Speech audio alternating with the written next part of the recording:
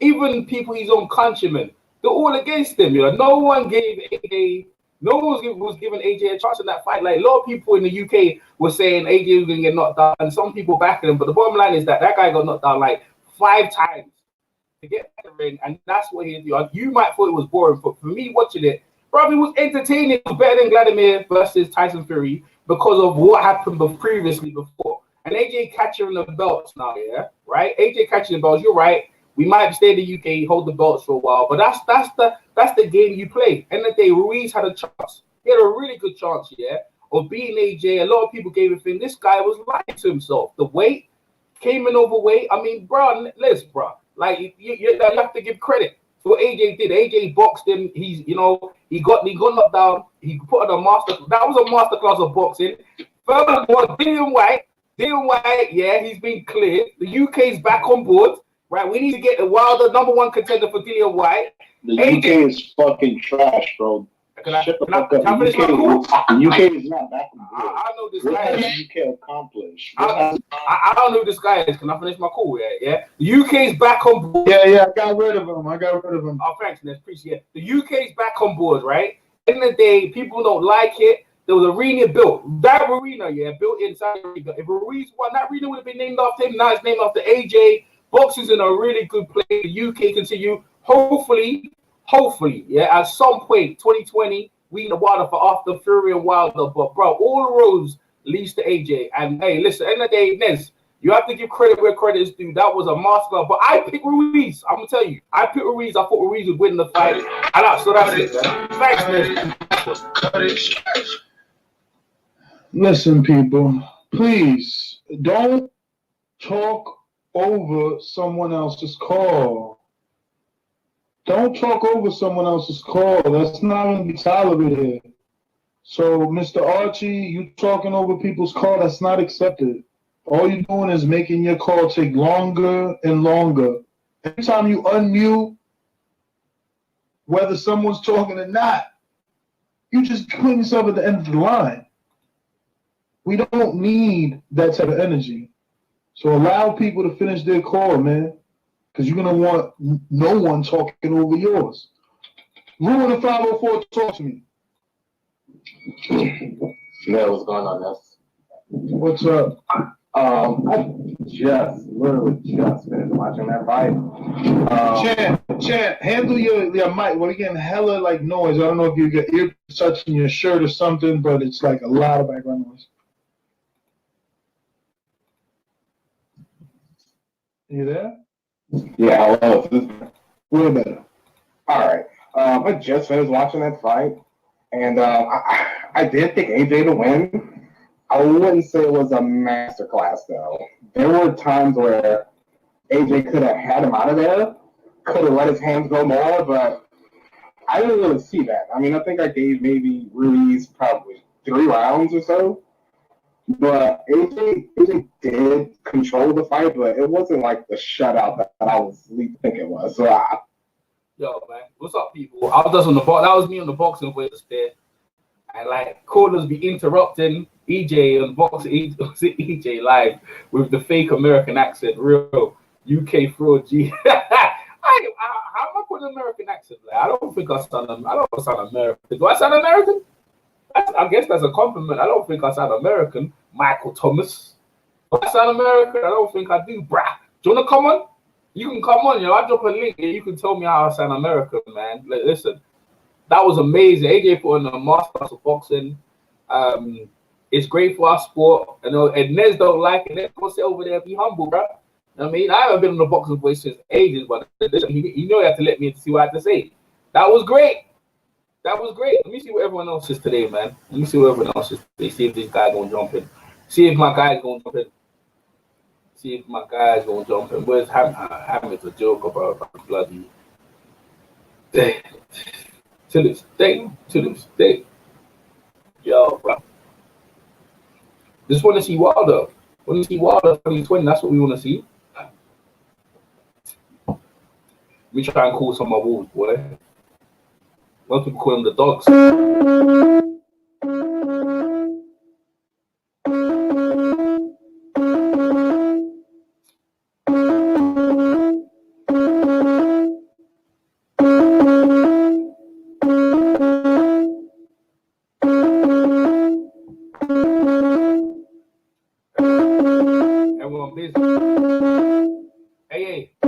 Hey,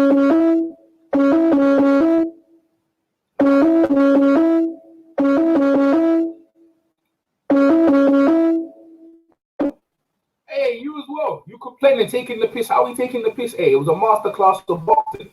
You put it in. Yo, Michael Thomas, you can come in. Boxing, you can jump in. Whoever wants to jump in. Coco One, you can jump in, bro.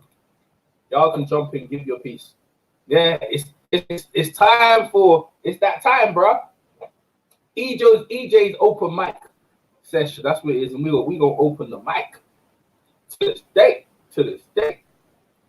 Yo, man. All I'm saying is this. I enjoyed that, yo. What we saying here? AJ's weak. AJ's weak chin, like the weight. Watch y'all, yeah, and crime. Yo, man. Yo, Mike, you can come in, bro. I just put the link there. Just press the link. Come on in. Come on down, bro. You know what I mean? Come on down, like let's get some talking going on. Let me see some dialogue. People be hating on AJ, bro. That was thing. AJ, listen, bro. Hey, I don't know anything in life when you get knocked down that many times and you get a chance to rematch to come back. That was dope, bro. That's what needed, man. And if anything in life, yeah, people need to know how to come back from situations where I die. You know what I mean? It's like your life is like a chapter. You know what I mean? You're gonna turn over the page and come back again. He did that. That was some good masterclass of boxing. You know why it's a masterclass of boxing, AA? Look at the scorecards. 2 rounds max. 2 rounds, yeah. Bro, that's a masterclass, bro. Fury and Klitschko was closer, wasn't it? It was much closer, right? That was wide. That's why it's a masterclass, man. You know what I'm saying?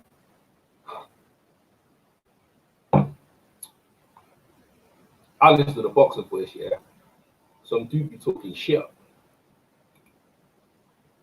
Playing with your opponents. Tyson Fury, that's playing with your opponent. What AJ did was not fucking playing with your opponent. Stop lying. It was, man. He wasn't there. It does, man. Let's hate it back. Down on anyone's Yeah. list. I hope not. I think he's definitely a contender. He Yeah. needs to get his shit straight. Yeah, definitely. Listen, Jesse, that is your time. Let me get out to T-Dubs. T-Dubs, talk to me. You got to unmute yourself. Yo, what's cracking, homie? What up? What up? It's me and survive for 12 rounds. I agree. He didn't survive. What you talking Don't want to move, and then just reach out and grab Andy. And like I said, it was pretty much, can I touch you more than you touch me and survive for 12 rounds? Get out of here. I agree. Well, like that. Beat Andy up. Survival at his best. T-Dub, Cut his face thanks off, for man. calling in. We're going out to John at One White Boy, Texas. Talk to me. White boy, Texas. I trained you. What up, y'all? What's up? Oh, not a whole lot. Changed my name in the chat, by the way. It's no longer that one white boy. I have died and reincarnated into Kid Fist. So Kid Fist is the name on the chat. AJ did it. AJ pulled it off. A boxing clinic, man. Yeah. And Yeah. don't call anything up, which, That's what it was. I mean, he did come in a little overweight, but that's his fault, nobody else's. Yeah. But great day to be a Joshua fan. And Fury beats Wilder next. And then it'll be AJ and Fury. And Fury will beat AJ, and he will be the undisputed heavyweight champion of the world. Thank you. What's up? You gonna say something? No? I'm out then. All right. Kid Fist. We got UK Coyote. To this day. To this day. To this day. To this day. To this day. Take a moment, you know the words. Come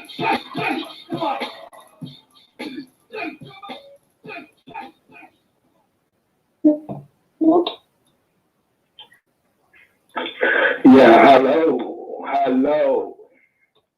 Coyote, what up? Hello, none. Yeah, I told you next you're gonna be eating krill on Sunday. Remember? Remember when I told you that?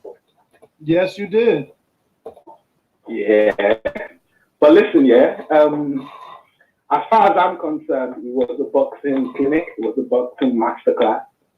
People keep forgetting that. You know, everyone kept saying AJ was not able to stay on his toes. They said he didn't have a backflip game. At the end of the day, this is about getting hit. This is about hitting and not getting hit. And AJ did exactly. Excuse me. He did exactly that. You know, people said he should. You know, he couldn't move on the back foot, and he showed people a different side to his game. You have to give the man credit at the end of the day. Yeah. You know, a lot of people were not expecting him to win. Even the people from Sky were expecting him to lose. And so for this guy to stick to a game plan, and you can see that was. Yo, what's up, Michael? You know, there were times when Yo, your mic's on mute, bro. Went back to the game plan and was. Mic's on mute. There you go. Yo, your mic's. Let me try to take your mic off mute. Your mic's on mute, son. Yeah, you. Are we calm now? Yeah. Yeah, with my American accent. Go ahead, bro. Go ahead, talk. All right, bro. All right. Because I'm on the podcast. Because I'm on the podcast. I want to show manners and respect, right? I have to show manners and respect. Yeah. AJ, let me tell you about AJ. Let me tell you about AJ. Yeah? Go ahead. Go ahead. AJ. Listen, was there any ring cards? There was no ring girls? Nah, there wasn't. Right. What the drug testing? What about the drug testing? Bro, I don't know about the details. I'm sure there was drug testing. Forget the details and all that. Andy Ruiz is a disgrace. If you're a Mexican fighter, the great Chavez Senior, all them man. Yeah. How the hell are you gonna come 283 pounds? That's his fault, bro. He was 100%. There to be beat, and he was there to be beat. Even if he was close in the range, AJ leaves his left hand open, left hook, check right hook.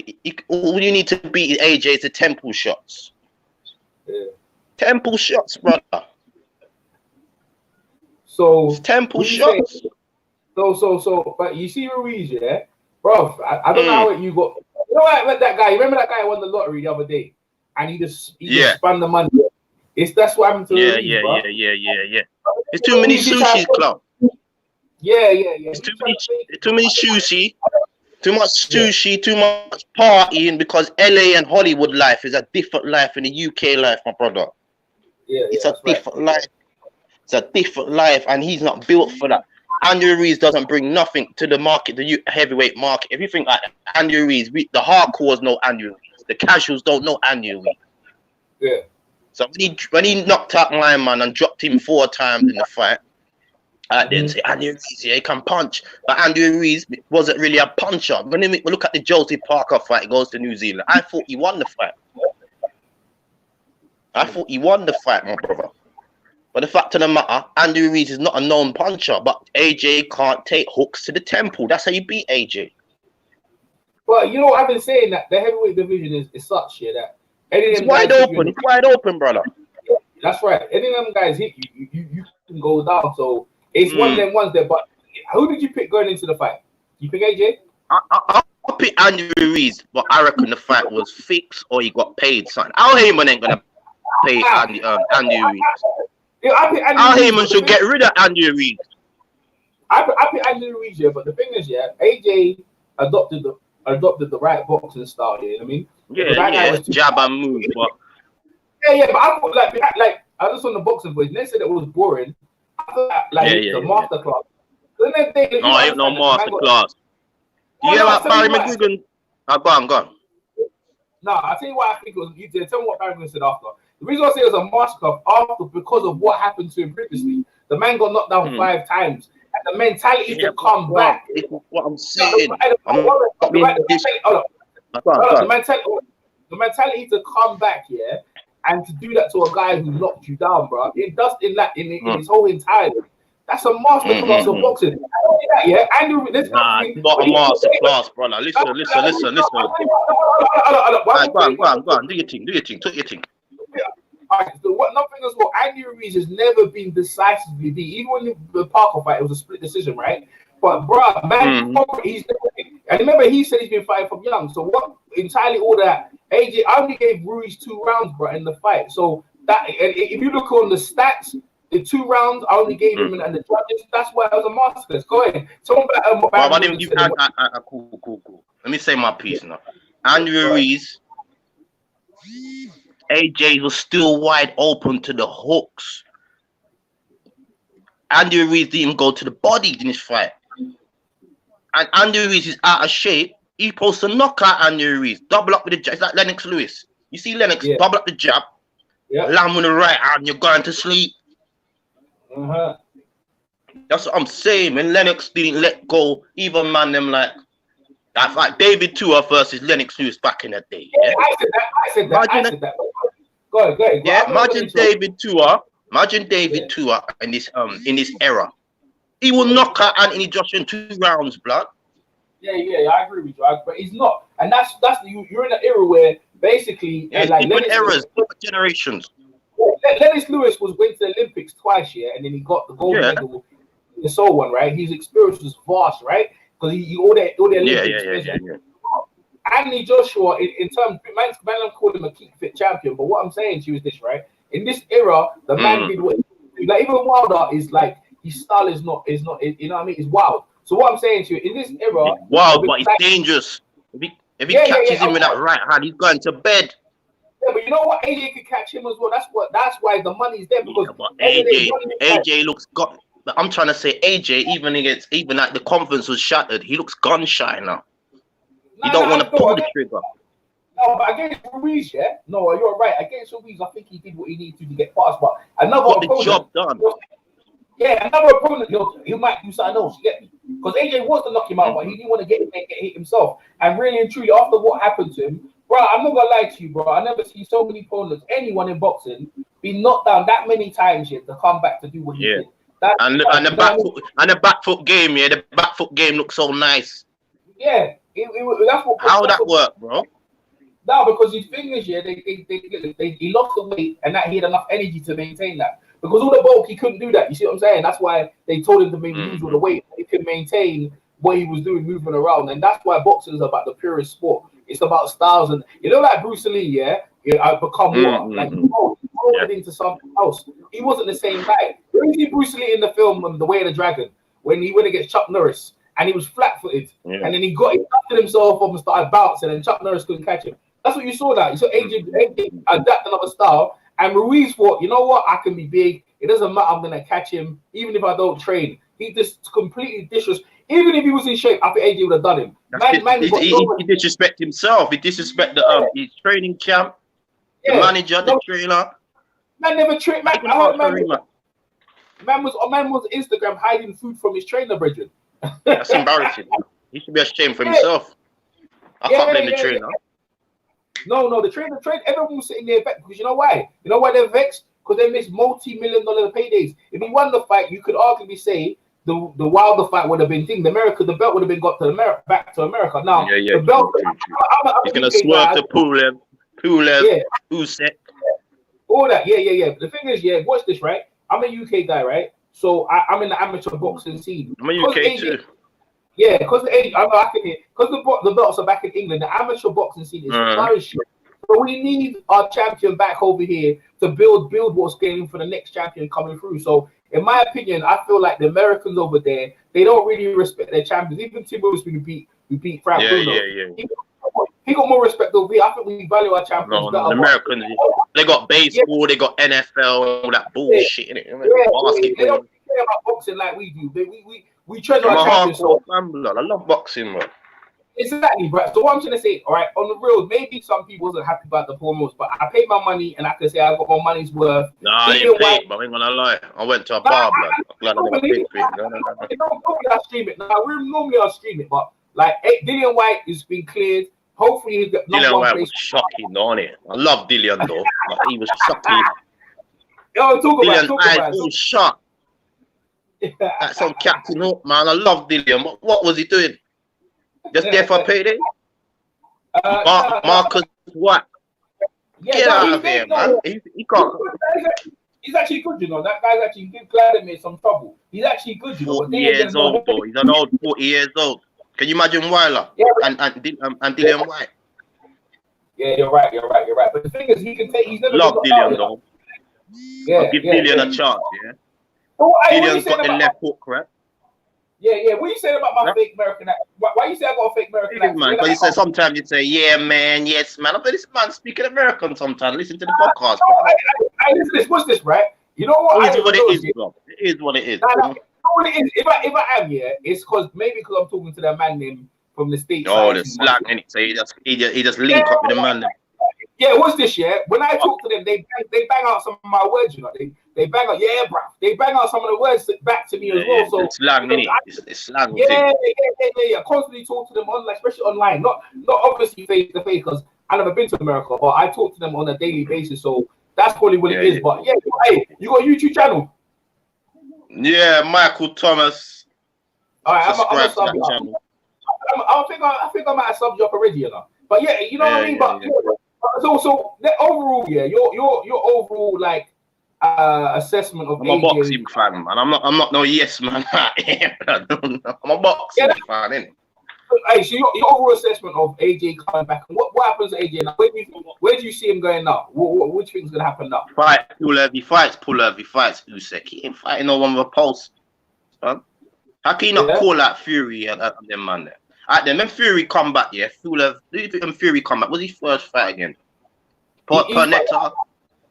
Yeah. Who did come back? Pernetta and somebody else, and Stephen Fury, yeah? Yeah. So they come out, Eddie Earn come up this foolishness, innit? 60-40, mate. So when he fight Fury's out of shape. Then Fury took the fight now to America and said, I'll fight Wilder. What? He fight for Wilder. I think he could have went either way. I think the count was too long.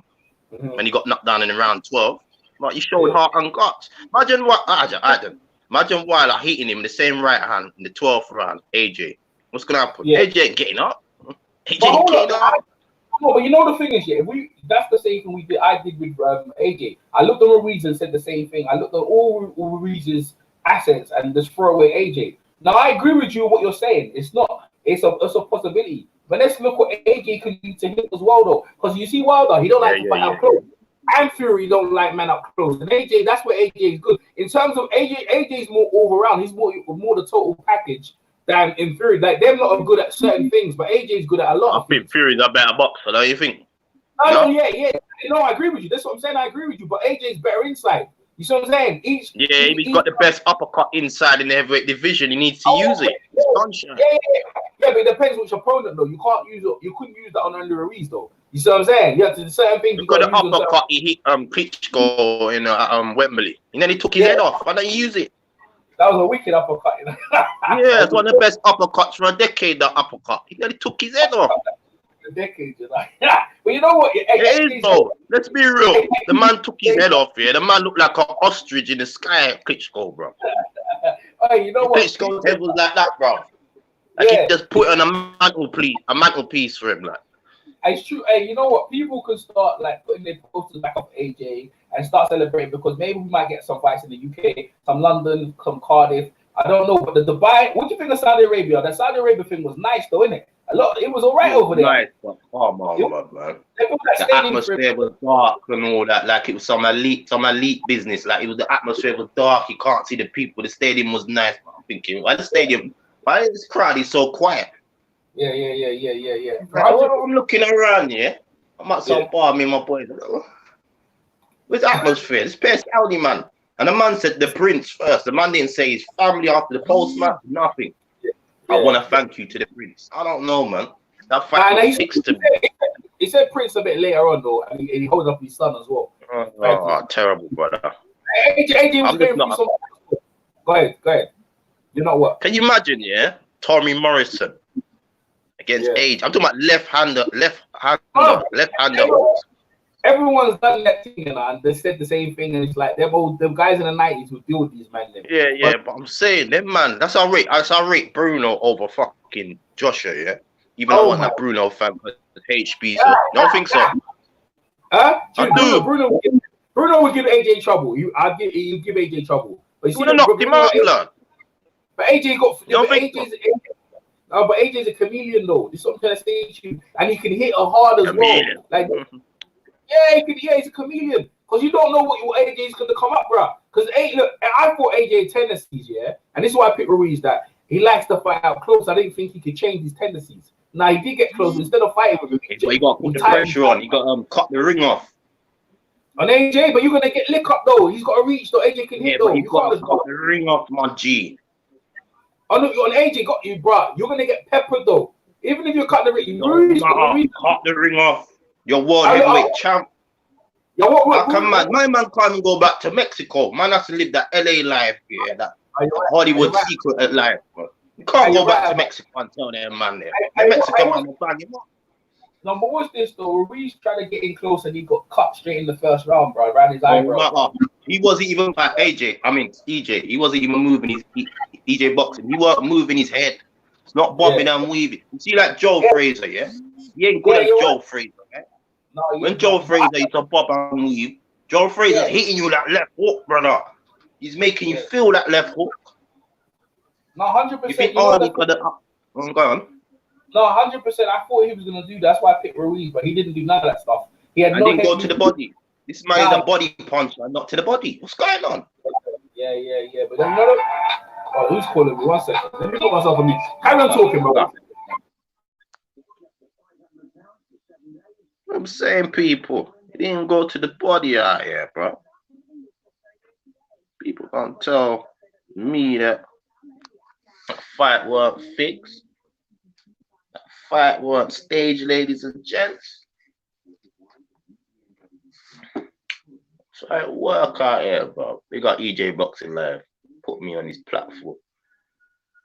God bless up the man and that put me on the platform to speak my speech, freedom of speech.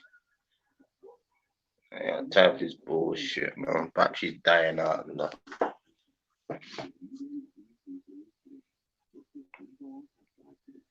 You know it, bro.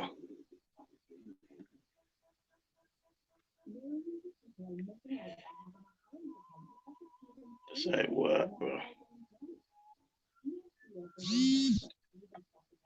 On the reals. Now it goes, bro.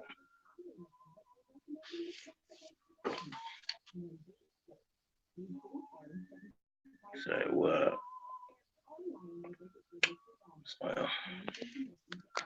Andy Ruiz could have won. Even out of shape, Andy Ruiz, people. You gotta understand that, yeah. Andy Ruiz chilling in my bedroom, people. In that work. Enjoying my chicken and rice and peas on a Sunday. Coleslaw and a macaroni. Fucking jabroni, I'm joking. People gotta understand how it works, man.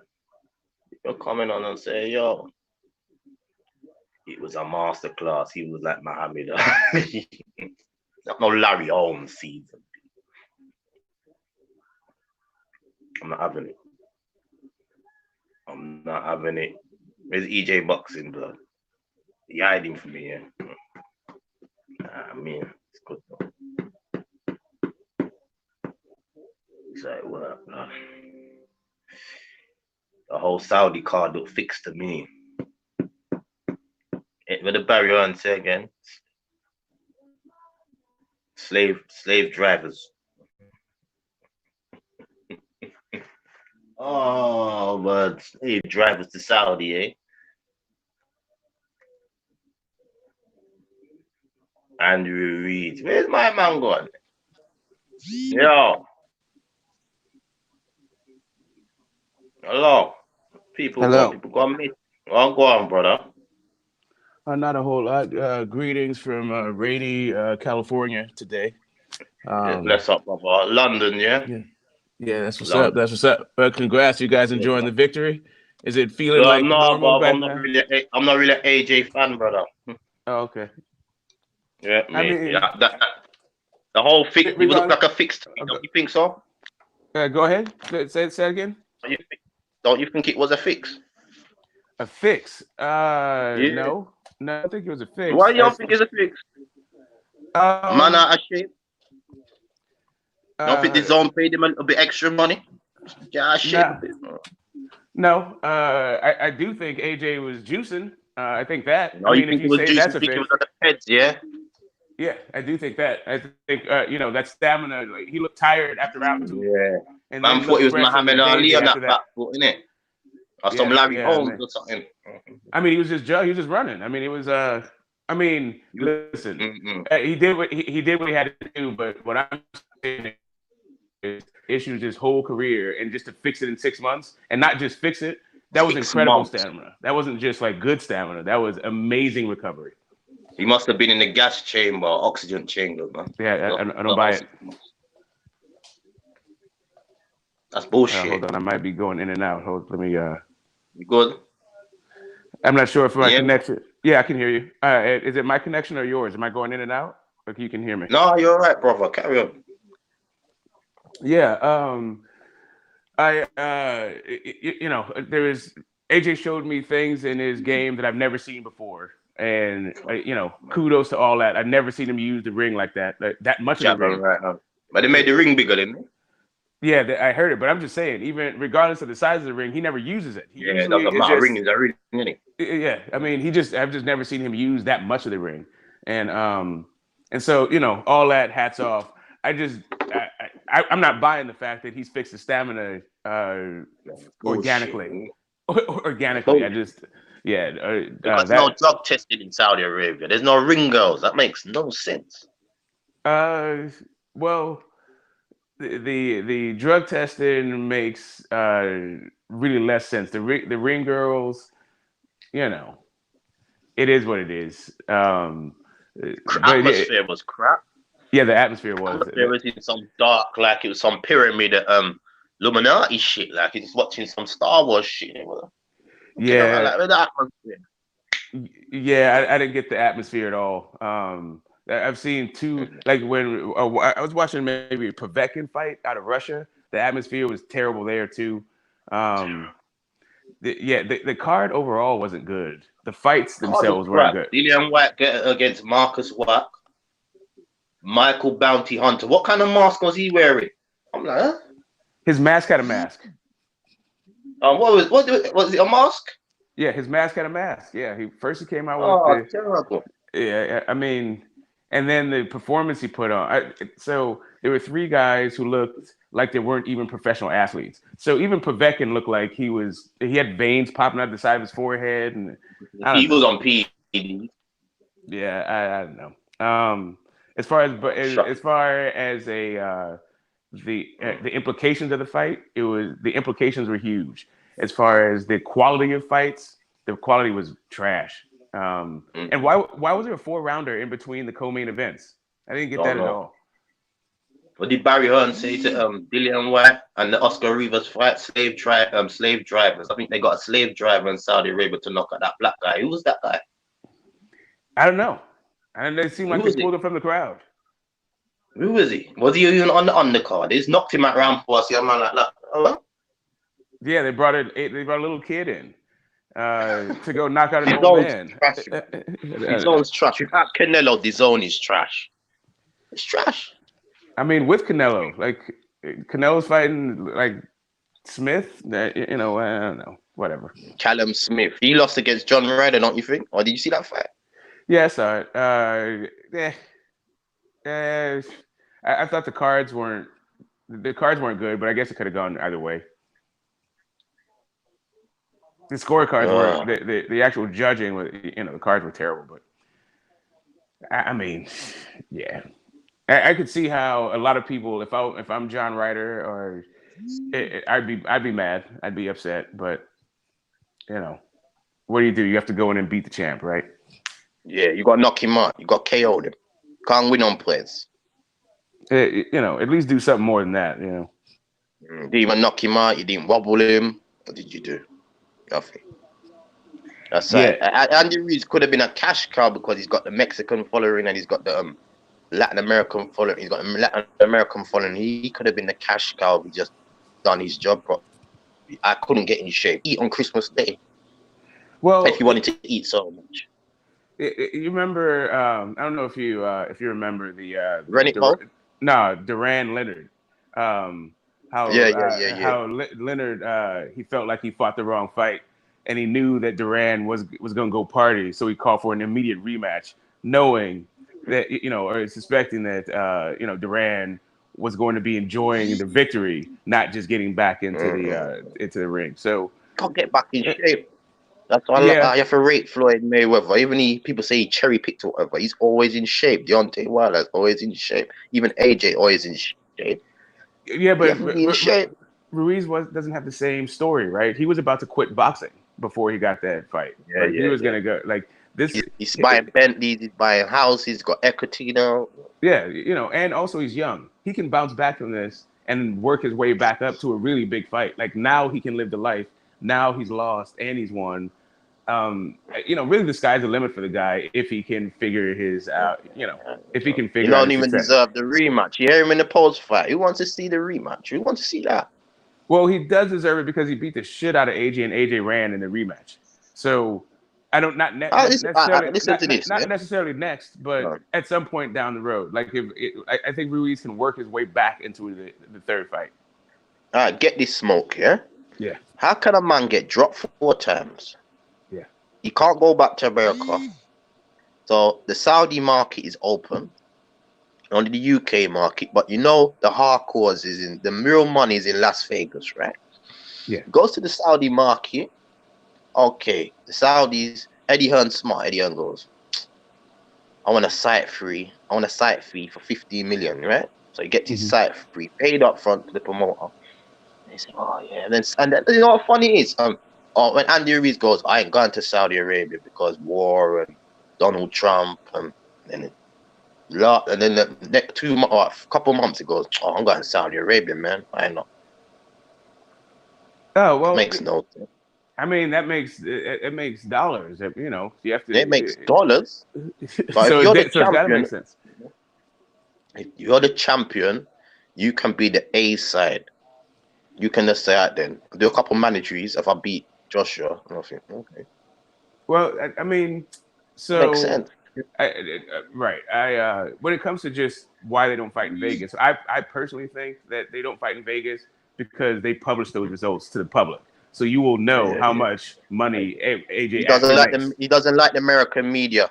Yeah, AJ. Well, also the figures. Like they tell you how many tickets were comped. They tell you how much money was made at the gate. They tell you what the actual purses are. See, when you don't go through the states, then there's no reporting to the athletic commissions. But in Vegas specifically, the Nevada State Athletic Commission, they make their figures known to the public. Like you don't actually have to go through any media member print this of it. You can just go look it up. Saudi's not even a boxing. It's nothing to do with boxing. Everything is about money. Oh, I got the site fee. Come on. Yeah, just got a good offer. Yeah, I mean, if you want to fight in front of 10 billionaires and make $300 million fighting a guy, all you see is pair billionaires. All you saw pair billionaires, in the stadium. You didn't see no hardcores. You didn't even see no casuals. That's how bad that fight was. Terrible. They showed guys just with their arms folded, crossed, not paying attention, looking at the cell phones. It was bad. Not even cheering. There was no cheering throughout the whole card. I know, brother. They wanted you to quiet down when a guy got knocked out. Cheering in my house. They were cheering in my house. I was over there. Anyway, the atmosphere was bad. We were cheering over here. We were cheering so loud over here. I didn't hear nothing. I didn't even know there was no cheering. I had the volume down. No cheering, brother. Nothing there at all. Bro, listen. End of the day, listen. When you're earning that amount of money, how much money, I don't care if no cheering, no whatever, I don't care. Obviously, it wasn't no rowdy car, but hey, listen, them man there, like you said, they're princes and kings. Bro, that's what you want. You want to go around the world. Listen, I enjoyed that. Hey, that was a great fight. I didn't enjoy that. That was trash. The undercard was trash. For the fighters, yeah. If I'm a fighter, I'm enjoying it, sure. But I'm a fan. I'm not a fighter. I can't live by true, those guys. I'm looking at it. Who did you pick, Smoke? Who did you pick, Smoke? I said it was going to be about the ref. I said either Ruiz was going to knock him out or AJ was going to be on points, and it depended on the ref. Oh man, you understand? That ref was a disgrace, man. Where they get him from that matchroom ref? Who you pick, bro? Yeah, Luis Pabon has always been a corrupt referee. Oh man, I tell you, who you pick, bro? I picked Ruiz. I picked Ruiz, but I knew the fix was in. When I heard that ref, I said, nah, no chance, bro. No chance. I did pick AJ. I did pick AJ at the last second. You did? You did. The fix, brother. Man got any ref, matchroom ref. Matchroom. And the ref wasn't even good in the fight. Like every time there was like a foul, Was a matchroom ref. the referee would always separate him and give him a conversation. Well, ref, I haven't seen him. Whenever you see him ref in matchroom, that wasn't how it was done. Was he matchroom? No man, that's no man. That guy's a no man. That guy ref world class, man. That's not a matchroom ref. No, it's some European ref. It's a judge. Yeah, it's definitely European. The world ref. He refs around the world, bro. Like, you know what I mean? He wasn't no ref. I don't think the ref. Yeah, but has he ref any major world title heavyweight bout? Just one.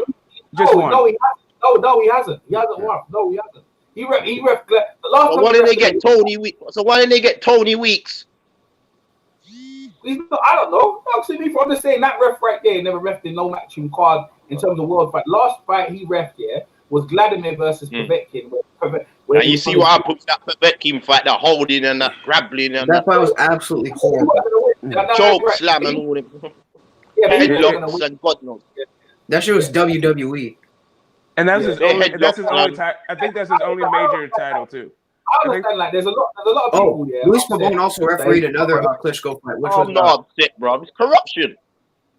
Luis Pabon. How many drug cheats was on the undercard?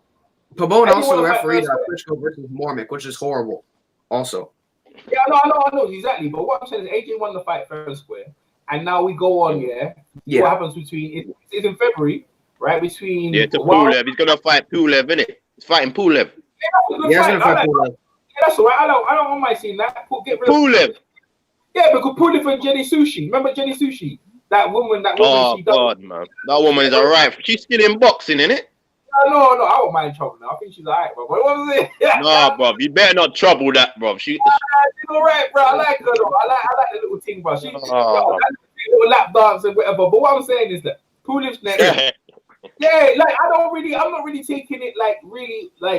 I'm just happy that a man who got beat down 5 times had the opportunity to come back. I'm looking at that like it does in life here because I've been around a lot of boxers and they really get messed up. Like Melja Taylor, Chavez, right? Last minute, he couldn't get an opportunity. He lost, and he was never the same. You see him like a bum. There's so many boxers have so many bad stories. Joshua could have been in that situation. He might have a lot of money, but bro, mentally he wouldn't have been there. And just to know that the guy came back from that situation. Even Fury the other day, he had mental health problems. So I always see the comeback story. So I'm not gonna say yeah, true. The comeback story is more sweeter. Yeah, so I'm not. You can sit and criticize if you didn't like the performance, fine, yeah. But the bottom line is this: now they got the belts. They're gonna go and fight Manchus, whatever. It's up to Wilder and Fury. Let's go back, right? Why is he not calling out Wilder and Fury? I don't understand. Let me go back, right? Should Wilder took the opportunity when Ruiz instead of Ruiz? Should Wilder took the opportunity? You must ask that question. Should he have took it? Now the money, there's more money. There should be more money now for Wilder. More money now for Wilder. Not 50 mil, not 20 mil. There should be more money for Wilder in the pot. So Wilder should at least get about 30. At least 30, 40 miles, right? 30 mil. And that should go on. I think that should happen, bro. You know what I mean? If not, well, that's a 200 million pound. That's a 200 million pound fight, AJ and Wilder. AJ, what makes you think this? Who Wilder fought? No, I mean, who could? Go ahead, smoke. What makes you think Wilder had the opportunity? What makes you think that AJ never had the opportunity? Eddie was going to sign. Even John Skipper said. You see what John Skipper said? Messed up on the negotiations with Wilder, man. Didn't you hear it had to do with a split between him and Wilder's management. What I'm saying, when I say he got opportunity, he's gonna get the biggest payday of his career. That's what I mean. The opportunity to get the biggest payday of his career. That's what I mean. Okay, yeah, okay. You're talking about moving forward. You're talking about moving forward. All right. Yeah, because the money. Yeah, because there's so much money. Another thing to smoke here before. AJ's more vulnerable now than he was before. So the incentives now is like, yo, I could beat him because everyone's looking at him. Yo, I could beat him. AJ looked vulnerable to a lot of people. So you got to think that if Wilder fight him, Wilder's got a good opportunity to knock him out. So why won't Wilder, if they offer Wilder some money, he should take whatever they give him and just go in there and just knock him out, and then you control the board. Don't work like that, man. He's got to get the purse right, but the purse has got to be right. That's what I'm saying. That's what I'm saying. Empty. You ain't getting paid like I'm not getting paid. So why we worry what's in the pocket? See, what I'm saying is, Wilder's already accepted their crappy offer, and they fought somebody else anyway. What I'm saying is, let me say it, just like you're saying, AJ looks vulnerable. AJ's handlers see that AJ looks vulnerable. What makes you think they're going to put him in Wilder? He gets beaten up in training camps. Yeah, he does. Didn't Daniel Dubois drop him? Didn't David Price drop him? And he got knocked out in this training, in this sparring thing as well as someone. Right. And he looked terrified. And he did not look like he took Ruiz's punches. The man didn't even get a shape up. And he looked terrified. And he looked terrified of taking Exactly. If anything, that's what I'm trying to say to you. So if Wilder gets the offer or Fury gets the offer, like let's say it's 10 mil. Let's say it's 10 mil and AJ makes 90. No, I'm just saying. AJ, this ain't whether it's 10 mil. AJ gets 90. Take it. Take it, bro. Take the opportunity. You know what I mean? It's still 10 mil. It's still 10 mil, bro. Even if it's 5 or 7 mil, take the money, bro. Come on, don't be silly, because you got a chance to beat him. Like if you look at that, I don't think it works that way. I think all the offers need to be coming from Wilder now. I think he needs to start offering AJ like $60 million and $70 million. I don't think it is wise for at least Wilder to go try messing with AJ and his offers. I just think it'll wind up stalling his career and making the fans crazy again. Yes, exactly. Thank you, Smoke. That's what I'm saying. Just take what he's giving you, and just, you know what I mean. Because look, Shelly Finkel and them guys, Ruiz had an opportunity, right? If he got himself in shape, he could control the ball. He got 2 massive paydays. He's good. Yeah. Now look, Dillian wants some of that money. He ain't got into that money. Wilder would love to get into that money. The amount of money AJ got, bro. The amount of money AJ got. I think it's near total 84 mil. 84 mil, bro. Or even, I think it was 64, but I think Eddie heard this morning, said it's got all the countries coming. It's about 84 mil, man. Are you serious? That's listen, I'm gonna need confirmation before I start repeating that or even giving that. Not about no 84 mil. Like I need like people were saying. People were saying he was making 25 when he was making 8. Like I just needed for when it comes to AJ and his money specifically, I need some confirmation at this point. Like everybody's confirming that. I'm only gonna go the promoter, man. I'm only gonna go with the promoter said this morning. So. You know what I mean? That's confirmation, not for me. Because then the day he should know it. He's the one that does the books. But what I'm saying is this, right? End of the day, how much they're making now. We move on to Wilder and Fury. The stakes are bigger. Does anyone got Fury winning that fight against Wilder? I know Fury can win. I know Fury can win rounds, but can he win the fight? I don't know. He never looked good against Otto Wallin. It was shocking, wasn't it? Yeah, he looked like shit. He looked like shit. Can you imagine that cut against Deontay Wilder? What Deontay Wilder's going to do to him? Yeah, but still, Wilder ends up opening that cut, he'll probably just end up. He'd probably already be dropped. I got Wilder winning. Open up the cut. Okay. Wilder jab that cut out of sight and then hit him with that right hand. Good night, nurse. Wilder just needs to make the right adjustments and he'll win. But if he headhunts this time, if he doesn't change anything up in his game plan, I might favor Fury. Okay. He needs to close the distance down, go to the body, take the man's legs, and hit him with the right hand. Yeah. Nobody goes to Fury's body. Why don't nobody goes to Fury's body? He's got long arms trying to get his long arms. Wilder did, but then he got away from it. The success he had early in the fight was by going into Fury's body, but then he got away from it and started headhunting. I think the moment was too big for him the first time. It was his first pay-per-view. It was him, the whole debacle of the AJ negotiations. I think he was just trying to do too much. I think you're just trying to do too much. I don't think that it's going to be as big next time for him. But if Fury is able to get under his skin again, then who knows? I don't think so. Wilder's playing a dangerous game, right? I explain. He keeps giving away rounds, bro. and just hoping Oh that my, got that equalizer. Yeah, but that's what he's waking on. So my thing is this: what if it doesn't land and he's giving up rounds? Why are you going into a fight that's giving up rounds, bro? Because he's doing it quite.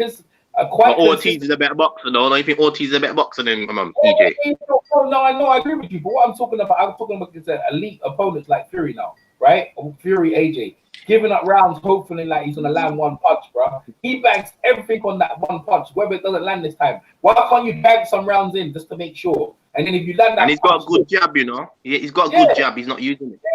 Yeah, exactly. Yeah, but you can't really, you can't like. So his jab, I don't think his jab is going to be the thing against Fury, because Fury also has a good jab, has a longer reach, and also moves really well while he's jabbing. So the jab is to the body, though, isn't it? Yeah, Smoke. He can jab to the body. He can definitely go to the body. But more than that, I think he can use hand feints. I think that's really he just kept telegraphing his punch. If he would have showed swinging left, if he would have just faked the right and then hit him with the left, because every time he showed the right, Fury just went left. Anyway, what I saw in the last Ortiz fight, to me, was Fury Wilder preparing for Fury. That left hook, the patience that he showed, the composure that he showed. I hear you when you say it's dangerous that he gives up rounds, but there's nothing really you can do about giving up rounds to guys like Ortiz and Fury. They're just better boxers, or in Spielka, who's going to be moving around, and there's nothing you can do about that if you're Wilder. They're going to get rounds because that's their strengths. That's how they win, really. But yeah, I think Wilder is good enough, and I think if he was just composed, he would have had a lot more success even in the Fury fight. It wouldn't have been as close as it was. I guess Wilder just needs to learn how to break his opponents down better, and that's what he needs to do against Fury. He needs to go to the body, because what Fury does is when he moves laterally, he doesn't really move. He doesn't really move his upper body, or really his body like hips up when he's moving laterally, which is why Wallen was able to just get to his body, and which is why he can just stalk him around, and why I think Ruiz is giving problems. So if Wilder can just use his jab, that's really it. That's really it. Yeah. What do you think about Ortiz and AJ, man? Why did they swerve Ortiz?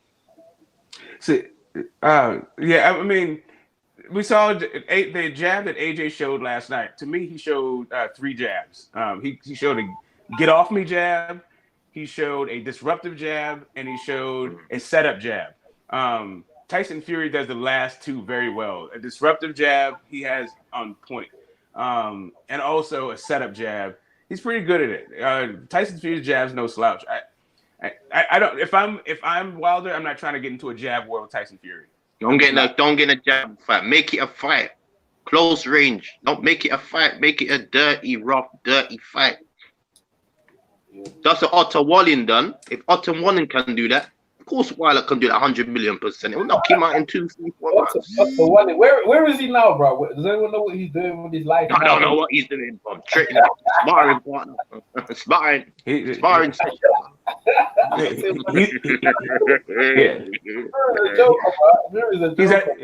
at the turn up with Andy Ruiz. Oh man, Otto Wallin, you know. Fury's a smart man, though. Swartz, Otto Wallin, and they went to the W for a little cash out, bro. So they ain't fought no top 10. They ain't fought no top 10 opponents, man, in every division. What's that about? Literally none. He's beaten no even like Oscar Rivas, Dillian White. Somebody, bro, has got a pulse. Nah, yeah, and he's got a ranking higher than Dillian White. He got Dillian White's ranking by beating Otto Wallin. Who's next for Dillian White? No, because Dillian White's got no #1 contender. Fury took it away from him, bro. You know what I mean? But I'm saying who's next for Dillian? 271-pound Dillian White. Yo, but Dillian, what was he? 275? Oh, but he got he cleared of the drug team. So whether he's 200, whatever he is, he's still #1 contender. Man should be able to take his ranking by not fighting no one. Like that's out of order. You know what I mean? Like he's cleared. Like, but it's not so much that it's not so much that he took his ranking. He's still ranked number 1. He just took that Mando spot, and that's what happens. A Mando spot and he ain't done nothing. We're beating Otto Wally. Yeah, true. Listen, he's still dining.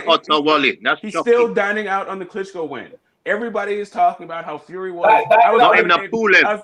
Not even a Pulev. But I know the Klitschko wasn't WBC ranked. Yeah, that's what I know. So that even if he was, that's not. He's not WBC ranked. Man, jump into the ranking. There's some corruption being took here. What I'm saying to say is that what's his corruption? Hauser needs to. They're looking to put legal action on Hauser for putting out that fake report. The people are looking to get done. Dillian needs to get back his ranking, and Fury needs to be stripped to fight Wilder. I will stop to that ranking. Like, why are you putting Wilder in position as to? Because they're gonna make the fight a mandatory with Wilder and Frank. Well, that shouldn't be a mandatory. That should be a voluntary. I'll tell you what. I'll tell you what. Dillian might come fight Ortiz, don't it? Dillian might come fight Ortiz. I tell you why. WBC was like, you made us sanction a fight where the fighter was dirty. The UCAD can clear all you want, but UCAD also said you were dirty during the fight. Not only that, Eddie Hearn. That makes no sense. Eddie Hearn was also talking about every third Thursday to anybody who would listen how he's going to sue the WBC. The WBC is a privately owned company. They can do whatever the hell they want. It's their belt. This is how you're going to treat these guys. Guess what? This is the treatment that you get back. You can't slander fighters though. Because WBC, they some of the Vada or whoever their name is, they said something, and then one of the real pros put it out there. They slander. So even they were part of the slander, but they gave back Dillian his ranking. Now they have to reinstate him as number 1 contender, not Fury. That's what I'm saying. Because really, but the number 1 defense against slander is the truth. So since the truth was he had a bad substance in his system, no, he didn't. No slander. He didn't. No, hold on. They found out that they found out it wasn't. He didn't have no traces in it, no traces at all to intimate that's going to change the fight. So it wasn't like that was going to change the fight, bro. Like okay, but that's a different thing. But you're saying it's slander. But they didn't. But it's not slander. Here's the thing. He failed the test, and he didn't inform the WBC. Hold on. He didn't fail the test, though. That's what I'm saying. He didn't fail the test. Okay, why was there a hearing? They said they were still checking to make sure, and then one of the reporters said he's failed the test and put that stuff out. That stuff was not true. They were still investigating. No, Eddie Hearn already confirmed this. Like on camera, he was like, "We found out 36 hours before the fight. He had a hearing. They have to open up a B sample. UCAD came out and said it's contamination. All of that is confirming that the test and it was in the system. Now we're just saying how it got in the system. Here's what I'm saying. It was a mistake here of that them over testing and stuff, and they found out the quantity they took wasn't substance, wasn't anything to do that it was going to affect the fight. It wasn't. So whatever it was bullshit. And what I'm trying to say to you now, he should be reinstated as back where he was before, and let that Wilder thing happen. That's what I'm saying. That's what I'm saying. Right, I get that. I get that. That's what the UCAD. I know what you're talking about. I know what to talk about before, but what I'm saying, we're talking about now. Right now, I know what you're talking about. You're talking about past. Yes, right now. Now he's found innocent. Now he's found innocent. I'm saying they should put him back where he was before. That's what I'm saying. What I'm saying to you is that explanation is not sufficient for them to go back. For them to go back and overturn for the WBC. No, you're talking about, is it not sufficient for you? You can. Yes. No. Is it not sufficient for you or vision for the WBC? Because Eddie Hearn, and I don't know if you see the video, they're getting Monday morning, they're on it, bruv. They're calling them putting it down. Okay, great. Listen, hold up. Eddie Hearn said they want their position back, and if they don't, they're going to be legal action towards. That's what's going on, bruv. So that's what I'm saying. And I got you. And they can do this legal action all they want. What I'm trying to say to you, Eddie can't win first bid. The WBC is Eddie can't win first bid. How's he going to sue WBC? The WBC is still a privately owned company. You can't just strip a man without enough evidence. That's what they've gone and done. They didn't have enough evidence to do what they did. They shouldn't do that. They should have did that. Okay. If the WBC is sanctioning a bout, and there's a problem with one of the fighters, and they don't get notified that there's a problem with one of the fighters, and now the promoter wants to go back and get his position reinstated after all of this stuff. Like, you can try to win that in a court of law. I don't think he's got the horses to win. You can be outraged about it, but also it's on you to inform them. And lastly, the WBC is a privately held company. Like what their labor, like what their contracts are, I guess the recourse is really what you have. Like how enforceable those are. Sure, talk to a judge. I don't think he has the horses to win that legal battle at all. Yeah, we have to. I guess on that one we have to just wait and find out. So that's one we have to wait and find out. But all I'm saying is this, yeah, like some shaky stuff has been going on, and then I don't really care either way. I just like this AJ and Wilder dance. Yeah, it's been going on for a minute. All I'm saying, I want some conclusion. Give me some conclusion. You know what I mean? So I want to see the fight.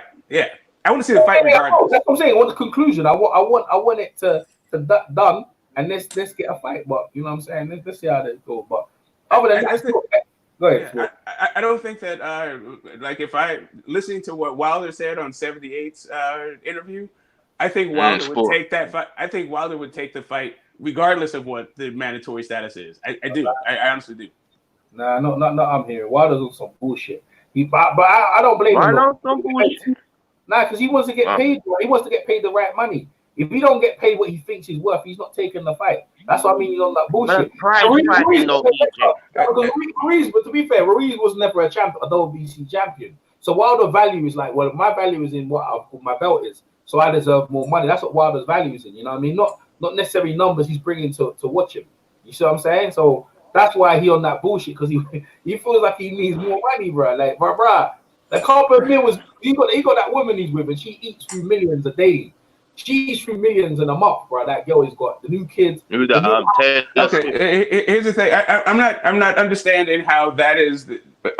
Just listening to what Wilder's saying, right? We don't know what these guys are making. Wilder says. Let me just finish what I'm going to say. You interrupt me. Let me finish what I'm saying. Okay, sorry. Michael asked me why is he on the bullshit, so I'm addressing what he's saying, right? So Wilder's feel like saying he's worth it. First it's 50-50. And it's like, then it was like, I want to read first 50-50. I want to read my. But see, the thing is, what Wilder's asking for, in my opinion, I think it's reasonable. But Eddie Hearn was on some bullshit, and today he admitted, he goes, sometimes my mouth gets me in trouble. I talk too much. I say some stuff, and maybe I shouldn't have. I shouldn't be so negative. So he's actually admitting, that he should have said some of the stuff he said out of press. Now, maybe after being humbled, after this experience, he might be more reasonable. Therefore, I hope the fight's going to go ahead. Now, I don't really care about the numbers, really, because it doesn't affect me, right? About who deserves what, whatever. Just make sure they Wilder, because Ruiz is definitely looked after in 2 fights, right? So it's not a thing. If AJ is good enough to beat Wilder, then let the fight go on. That's all I'm saying. Like Eddie Hearn should have no stumbling, but Wilder, if they want to come together, make the fight, make it good for boxing, they should go ahead. It shouldn't be that hard, bro. Life shouldn't be that hard. You know what I mean? It shouldn't be. No flat. Yeah, but it's been a long time since that Road to Undisputed promotion. You know, they've been talking about. It's not happening, man. AJ say don't want Undisputed. Yeah, it's I don't know, man. He even said out his own mouth. That fight ain't happening. I don't think they want Wilder. I don't think they want Undisputed. I think they want to just protect what they got.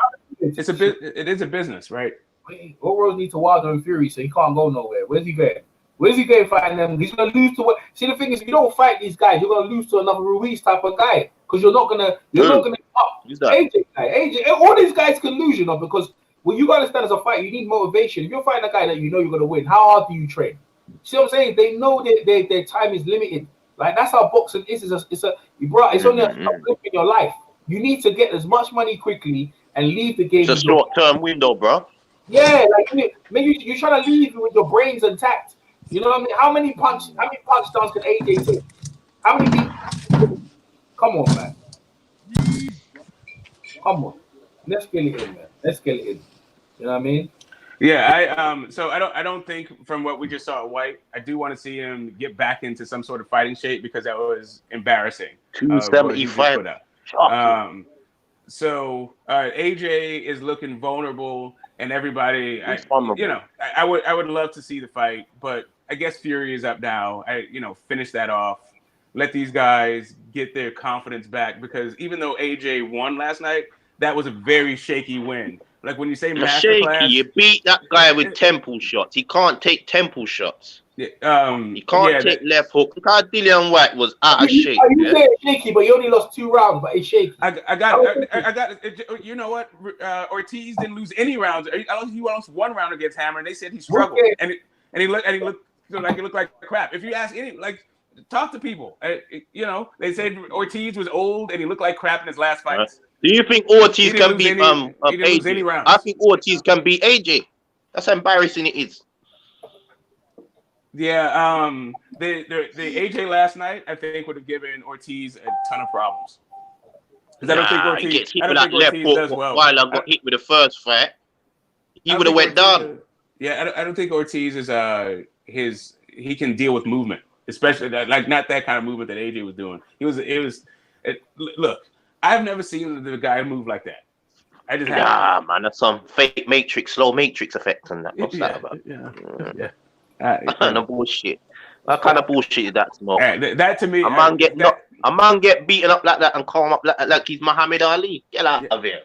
Yeah, man. Look, I smelled. Man, are fixing it nicely. You know what I mean? I was suspicious about Pacquiao's rise, and the same way I'm suspicious about that. I was suspicious about Big Baby Miller being a big dude throwing that many punches. I'm suspicious about Usyk being able to throw those many punches. I'm just suspicious. Maybe it's right. Maybe it's not fair. Maybe it is fair. Whatever. I'm just saying. He really fixed his apparently career-long stamina issues in 6 months. Stamina. You going for 12 rounds looking like that? Well, like it's Arnold Schwarzenegger. Hey, we all know it's a good weekend. Eubanks look terrible. You know what I mean? Eubanks look terrible in the weekend, but hey, listen, what can you do, right? That fight gets cold. He was about to get punched up by Matt Carver. Nah, he would have won that fight, man. He would have stopped that guy, man. Matt Carver was handing him up. Carver was handing him up before he dislocated his shoulder. You reckon? Yeah, he was handing him up. And man pull out his shoulder. His southpaw, jack up his shoulder. But the thing is, he won his UK debut, right, against Matt Carver in whatever circumstances. Let's see what Eubank does now. But in general, it was a big boxing weekend, man. It was a massive boxing weekend. The Charlo fight was good, didn't it?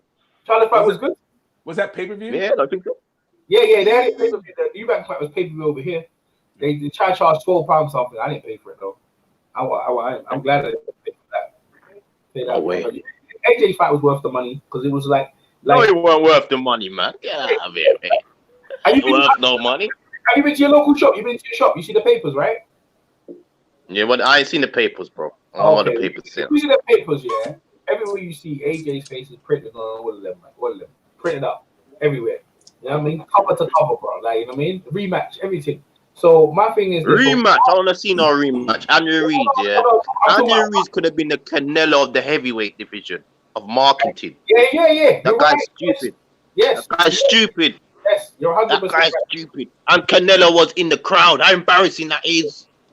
No, see, the thing is, he still can be Canelo because exactly. Academy. Exactly. Canelo was terrible before the injury. Exactly, he was terrible. That's what I'm saying. Like, bro, he was averse to lose. That's what I'm saying. Hey, IQ could jump in. I got the link in the chat. Just press it, you jump in. Exactly. You better look awful, bro. He's about to get punched up, bro. You know what I mean? Hey, listen, you're the coach. You're one of the coaches with Dillian. So you want to come in here and tell us about the performance of Dillian, because a lot of people, they ain't too happy about Dillian's performance now. I'm just saying, they ain't too happy IQ about his performance. But hey, listen, Dillian moves on, and hopefully he really get reinstated his position and gets the fight with Wilder. Now let's talk about if Dillian was to fight Wilder. Does anyone give Dillian a chance against Wilder in his current? He's only got the left hook, brother. He's only got the left hook and body punch. That's it. Dillian's only got a left hook though, but Dillian's tough, battle hardened though, eh? He's battle hardened. Yeah, but he'll get knocked out, man. He's begging for that right hand, man. Mark, a whack hitting him right hands. What Wilder gonna do to him? I know, man. 100%. Whack hitting him with right hand, EJ boxing cupboard. What's Wilder gonna do with him? Yeah, but he was still there and won the fight though. Yeah, I agree with you. Still there and won the fight. Got the job done. Got to give the guys praise. Here's one of them guys there, yeah. He likes to roll. He roll, like you said about the left hook, he rolls underneath. So Wilder throw the straight right, he can roll underneath it and come up with that left hook. And Wilder He's got one of the best left hooks in the division. There you go. See, so he got a chance, man. Yeah, I mean, it's nice. It's nice, but it's not like he's knocking people out with that. I mean, old man like not Chisora. Yeah, but he knocked Chisora down as well, man. Chisora's pretty durable. Yeah, I got you. Chisora is pretty durable. And Tyson Fury was about to knock Chisora out. That's why they stopped it. Saying Tyson Fury is nobody's puncher. Joseph Parker knocked him down. Joseph Parker is nobody's puncher. Oscar Rivas, he's got a good knockout ratio, got a great knockout ratio, but it's really just, he knocked out Jennings is the only guy, and he knocked him down. I don't know. I don't give White that big of a chance. And his left hook, he knocked Chisora out with the left hook in the 11th. After Chisora is at the end of his career, I don't know. I'm not feeling it. Lucas Brown. I think Chisora and AJ be a good fight, no? You think? As long as it lasts. I think Fury and AJ is a good fight. Nah, Fury will toy with him, man. Come on, man. You don't think? I'm not sure. Now I need to see what AJ has to bring to the table. I'm interested to see what AJ Fury. does If I see Fury fighting Swartz and Otto Wallin and he's struggling, I don't know, man. But he's a man for the big occasions. That's what I'm saying. He likes fighting the big occasions. He fights B and C fighters. They just don't even turn up. They can't be bothered. Well, you can never count for a hungry nobody, right? Hungry guys are hungry guys. Like what I saw about in Ruiz last night was a guy that had no urgency, had no hunger, had no urgency. He just came to win one kind of way, no plan B, no going for broke, none of that stuff. It's just come on, bro. If I don't win this way, I'm not going to win at all. Yeah, don't throw the kitchen sink at this guy. You're a Mexican. You got your heritage. The people are cheering you on in Mexico City. What are you doing? Selling out. I'm out of shape. I had to train myself. Who said that? Not even Mike Tyson, yeah? The great Mike Tyson said that on his decline, used to say that. It's embarrassing. Yeah. I had to train myself, man. I don't know if you ever got life-changing money before. The first no, time. Never. Yes, I've had big money, but I've never millions and billions. No, just not even millions and billions, just changing your life. Like, a couple 100,000 kind of thing. You're gonna pop a couple bottles. I'm just letting you know. You're gonna your address might change. Your wardrobe might change. He's bubbly. It just boggles your mind, innit? Yeah. He's just not used to it. It's no problem with Ruiz. It was out of his element. It was out of his comfort zone. Exactly. I think he's just gonna have to grow into it. He's gonna have to grow into it, but I think he can work his way back into his position. He's got the personality for it. He's got a country behind him. But Mexican people, they're gonna stand for that. Those smoke. But also fat people. You don't understand, like. Over here, fat people's a thing. That's embarrassing. It's like, man, like he's gonna have a nation of fat people like straight up behind him. They have like kind of low self-esteem mostly, but big is beautiful. They're coming out. You remember George Foreman when he come back for his second comeback? Yeah. He was out of shape. Yeah. But look at the stamina and heart he showed. He never said, "Boy, I'm out of shape." He was chopping trees. You ever seen that HBO documentary? Yeah, outside. When he's chopping trees against in the sweats. Yeah. More, and I'm thinking like, then you're out of shape, bro. Come on, there's more paydays out there. Now you're nobody. You go back to square one. I don't know. The thing is, he didn't get beat up. He just got. I mean, he lost it. This is what I'm saying. If he's out of shape so bad, AJ couldn't knock him down. AJ should have been busting him up, breaking his nose with the jab, hitting the uppercut inside, and keep running. AJ would have lost. AJ he would have got his ass whooped if he tried to do that. Like whenever he tried to really engage, it didn't look good. He had to get on his bicycle in order to get those belts. That was it. Man's on his bicycle and I'm hearing Barry McGuigan on the radio and I wake up in the morning like, he's like Muhammad Ali to second coming. It's disgraceful, bro. What am I hearing? Do they know Muhammad Ali? Like, even people say, then he done the rope-a-dope against Foreman, yeah? He knocked out George Foreman, and George Foreman was how many KOs was undefeated, knocking out everybody to Jesus Christ come for them. Oh man, these fighters are not the same, different cloth. Even Tommy Morrison will work AJ. Ooh. So you think that left hook? Who's that left hook he knocked out? What's that guy called again? He knocked out someone with that left hook. Was it Grant? No, Grant, another guy. What's his fucking name? That fought Lennox Lewis fought with the WBC belt. The Rockman? In England. In England, the first time when Lennox won the WBC belt. I can't remember his fucking name. Not Burbick. That's Tyson. Fuck's sake. Yeah, I can't remember his name. I'm drawing a blank. I can't remember. But you know what? I'm not. I like AJ in the ring. You'll come back to me. You'll come back to me. For me, you know, I like the big. I like the big boys being in position to bang. What I don't like is so much the politics. That they. I don't like the politics. The politics is ruining. You don't see that in UFC. That's why people are boxing fans are going to UFC. It's 50-50. Not this nonsense. Yeah. I'll pay you what you deserve. Oh, Wilder ain't fighting nobody. This man ain't fighting. What is this? Yeah. Charles Martin. Nobody know who Charles Martin. That was his first time he won the belt, the IBF. Then he fought Klitschko, was 2 years out. Yeah. Klitschko was always robotic. Klitschko wasn't a great boxer. And he had the Corey Sanders. You see what Corey Sanders did to Klitschko? Fatali Klitschko. Purity. Vladimir. Yeah, I'm saying. Purity was handled Vladimir. Sanders. That's what I'm saying. But he always had a chin.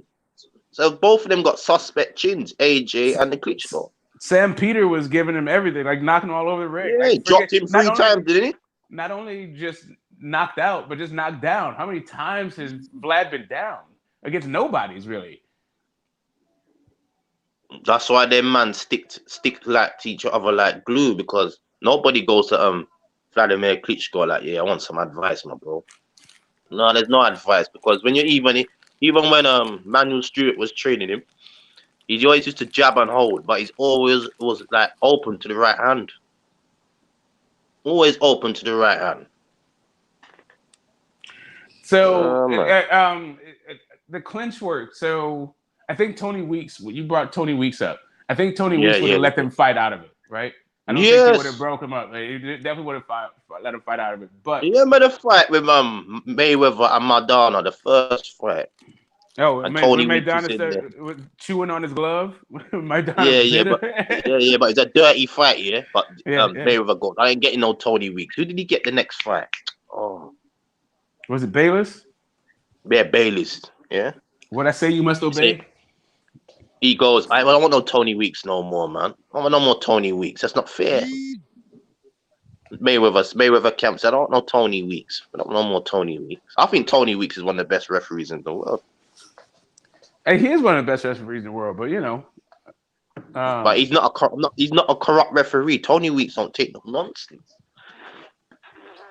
Yeah, I'm not sure what the guy was last night. Like he took 30 seconds out of a round to talk to these guys. Like, we are here to listen to you guys talk to fighters. Like, I mean, I don't know that the ref necessarily would have affected the outcome. Like, it was that bad. No, but it was pretty bad. Couldn't close the range down anyway. It was too slow. Ruiz's legs look like, I don't even know what it looks like, man. It looks like, I don't even know what it looked like, man. It looks like some Big Mama movie he looked like. Andrew Ruiz.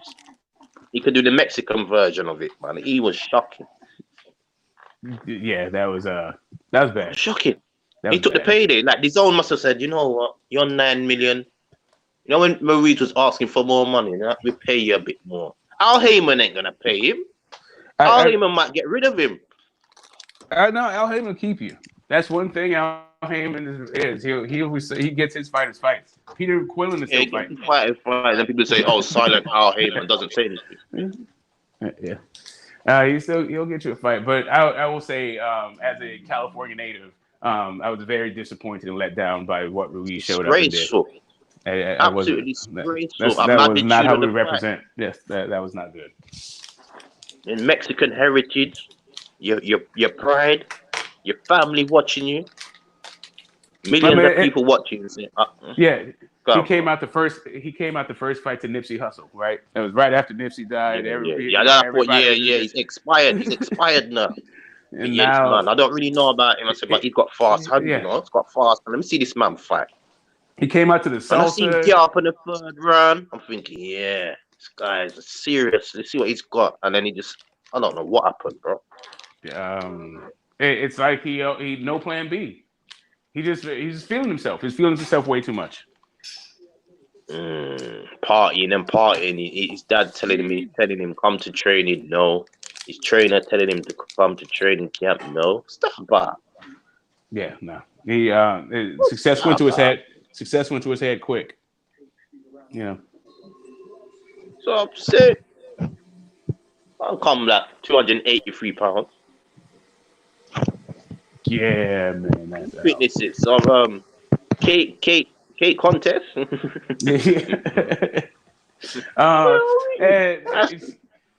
I mean, calling the public, man. I will say, and I will say this: that he made as far as heart and determination, he did show that. And also, he didn't gas either. He just couldn't find the dude. That's what I'm saying, man. That's what I say. AJ is not that good. If a man is overweight, out of shape, and never trained in his whole training camp, what's that make AJ? You couldn't knock the man down. You couldn't knock the man down. You couldn't stagger the man.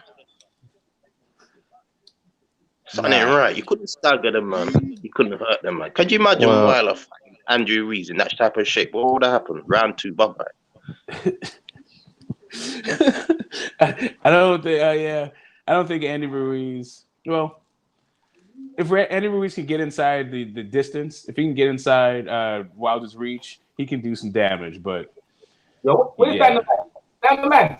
Yo, Dan the man, what's up, bro? Hey, what's happening, man?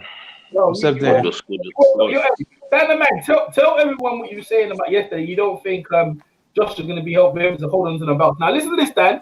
This morning, Eddie had a thing. Eddie was even hinting that he might let go of the belts, bro. So I have to go back on what I said. He's hinting that he might put the belts down. So Dan, talk about a pussy cat, Eddie Earn a pussy cat. Dan, talk about what you said. Let me put myself on mute. Go ahead, Dan, because Dan mentioned it, and I was like, nah, they're gonna keep the belts. But Eddie hinted he might be looking to get rid of the belts because you know why? It's less stress for AJ. If they have that one belt, they still can earn all the money. They don't have to have all the belts. They still number one. And let the belts go. AJ pick them back up again. That's what they were saying. Go ahead. Right, exactly. That was my point from yesterday, and I wanted to give AJ the benefit of the doubt because the last time they tried to hold on to all the belts, it created not only a lot more pressure for the guy, it created a lot more stress from them from a mental standpoint. So, you don't want to burn your top guy out like that, man. Give him some couple. Here's the thing. Here's my point. The point is that the belts are always going to be there. You can let one of them go, and you can pick it up later. You know what I mean? You got your belts back now. Don't burn yourself out. Take a couple easy fights if you have to, and then get back into the fray when he's mentally ready and fresh. You know what I'm saying? Now back to Dan the man. No disrespect. He's never been mentally ready. He's mentally broken. He was there to get beat, and even Andrew was out of shape. Well, yeah, that's true in a way. And there's one thing I would say though. Those guys saying that that AJ put on a master class, this, that, and the third. I will tend to do master class. No, I hear you. I disagree with that slightly. Here's why. Josh, not taking credit away from Josh, he did a great job, but there was still some things that was non-existent. His lateral movement was non-existent. Still can get hit by the left hook. Look how wide he's open and to the right hand. He's begging to get hit by that right hand. He's begging. Oh, absolutely. He's begging to get hit by that right hand. He is begging to get hit by that right hand. Begging. Absolutely. Right, absolutely. And he was also, his head movement was still non-existent too. So he was still getting hit to a certain extent. While Ruiz was out of shape. Can you imagine Wilder hitting him with that right hand? Yeah. Can you imagine that? He's going to bed. Oh, absolutely. Going to sleep. Yeah, absolutely. And that's why I say that, Right. Here's the thing, man. This is the thing, though. Now everybody's saying now he could beat Wilder or Fury. Now I'm like, no. Please. Back up on that one. Back up on that one. First of all, those guys are much lighter on their feet, much quicker than Close Ruiz. this distance down. Yeah. So come on, man. They need to just bump the brakes on that one. Too The much reason why Joshua, fanboys, man. I don't think the fanboys have never had a girlfriend or a fiance or a wife or I don't know, they got some sexual problems in the bedroom of AJ. Seriously, down the man. But the way they talk about his physique, his body, the man looks like Hercules. The man looks like shut up. The man is begging to get hit by a left hook. He can't block a left hook, and he's gonna get hit straight with the right hand. Good night, Irene. Right. No more, man. And here's what I look at it, man. Going forward, this is what they're going to go for. Going forward, I think they're not going to go for knockouts like they usually do in their previous fights. Yeah, because what they're going to try to do is box their way to victory, even if they're going to get ridiculed by the press if they have to. Because don't care, they're making the money. Yeah, they don't care. They're making the money. That's what they're going to try to do going forward. But I don't think EJ could probably speak on this. I don't think the UK public is going to go for that long. They'll give Joshua a pass for this fight as long as he gets the belts back. But any fights after that, they were like, nah, you better give us some knockouts, man. Don't none of that, punt, 1-2s and then grabbing, jab and grab. None of that Klitschko stuff. We'll let you get away with that with reaction with Ruiz, but nah, you can't do it in the other fights. Yeah, the issue with the Klitschko is that they were on the top of the division. They didn't have a guy like Wilder, like the most exciting guy in boxing, who also has a belt. So AJ, but it's stinking out the plates in Germany, innit? They were stinking out the plates in Germany. America never wanted them. Say, bye, we don't want you. Get out of here. Yeah, get out of here. They couldn't even sell tickets in America. Yeah, if AJ is gonna, be a 12-round cautious dude that with a fragile jaw, that's not gonna translate to this generation of heavyweight fighters. This is too Wilder's just too exciting. His fights are, they're must see at this point. Even Prince Nassim Habib made it in America. Oh yeah, he was big in America. Yeah, Prince Nassim was huge in the United States, man. When he came over here, better entertainer than AJ. What AJ? AJ's just boring. And when he talks, he bores me. It's nothing exciting. No trash talk. Nothing. Well, it's just not him, man. Let's put it this way: you don't have to be a natural trash talker. I mean, that would help, but if you could put on a good act, in boxing, you have to be a trash talker. If you're not a trash talker, you're not appealing to the public, are you? That's true. That's a good point, appealing man. to the public. So he just got fanboys and womenizers. That's it. Wait, hey, there's somebody in the chat says, what's his name? Gorgorov, whatever you call him. He says if they let 3 belts go and AJ recapture, he would go down as a history as a 5-time world champion. No, not necessarily. Well, it depends. If he let 3 belts go, AJ recaptured them. He would go down in history. 5 times world champ. Get out of there. That's. I mean, in a way, it could. If like this, for example, if the belts are like he's only taking the easy route, man. Who's he gonna? What belt he's gonna take? The WBA. He's only gonna have the WBA and the IBF. That's it. Yeah, he's letting go the WBO. And that's right. It. Yeah, let go the WBO because they don't. Like I said, I don't think they're going to learn their lesson this time. They don't want to burn the guy out like they did last time. So they're going to let the WBO go, let Usyk and Chisora fight for it. And some people are definitely, Usyk's going to be the favorite to win that fight. If Usyk grabs it, then later on down the road, they're going to do a unification bout with Joshua versus Usyk, which is an in-house fight. So that's what Hearn's plan is. So obviously, I don't think Usyk can take the heavyweight punching power. Do you think? No, I don't think so. I don't think so. Because he was getting tagged by what the guy? Tim Weber? Chaz, the cousin. Chad, sorry. Yeah. He was getting tagged by him. His face was busted up. He's getting busted up. Yeah. Oh, yeah, it's terrible. Yeah, it's true. He was. I mean, he wasn't getting hit much, but when he was getting hit. But you look at the fight interview, Dan the man, look at his face. Yeah, that's true. He was like, his face was marked up pretty badly. I mean, this is a guy, Chaz Witherspoon has fought in since 2012, 2013? I mean, for 6-7 years. And what did he take it on 4 days' notice, like less than a week's notice? That's terrible. Yeah. The guy wasn't even in shape. Yeah, he wasn't even shape, and he was getting hit by counters with this guy. Yeah, I mean, that's no spar. That's not even sparring. That's like all you did was do some road work and get on the plane. Like, come on, man. Yeah. I mean, think we'll see how. I think the zone are paying these fighters some money. You know, Oh, they're absolutely. not getting in shape. Something ain't right with that DAZN. I'm telling you. Nah, Something here's right. the thing about the zone. I mean, they're yeah, I know people say they're the #1 sports app in the world. Okay, great, fine and dandy, but you realize the zone's focused more on the American market because this is the highest media capitalistic market in the world. Why you think they're out here focused more on America than anywhere else? Yeah, they're good in Europe. That's great, but here it's a different ball game. And the fact is, they're spending frivolous money on these fighters' purses, and they're not getting anything back from it. That was just a dumb mistake for them to make. To be honest with you. Gave Canelo the big bag, yeah, and Canelo ain't fighting the top guy. Yeah, I mean, not saying Canelo's not fighting the top guys. What it is that they're He's not fighting the getting top guys, but he's fighting man them like flat-footed. He's doing the That's Floyd about model. it. No Floyd, Yeah, exactly. The Floyd model was like, you get the flat-footed guys. That when he fought Manny Pacquiao out there, Manny Pacquiao could have gave him trouble when Manny beat Ricky Hatton in 2 rounds. That's gonna be our competitive fight. Right. Mayweather was like, nah, it's way this up. HBO is putting the bag in. I go to Showtime. You gotta give Floyd credit. Keep getting the big bag, fighting. Yeah. C+ fighters.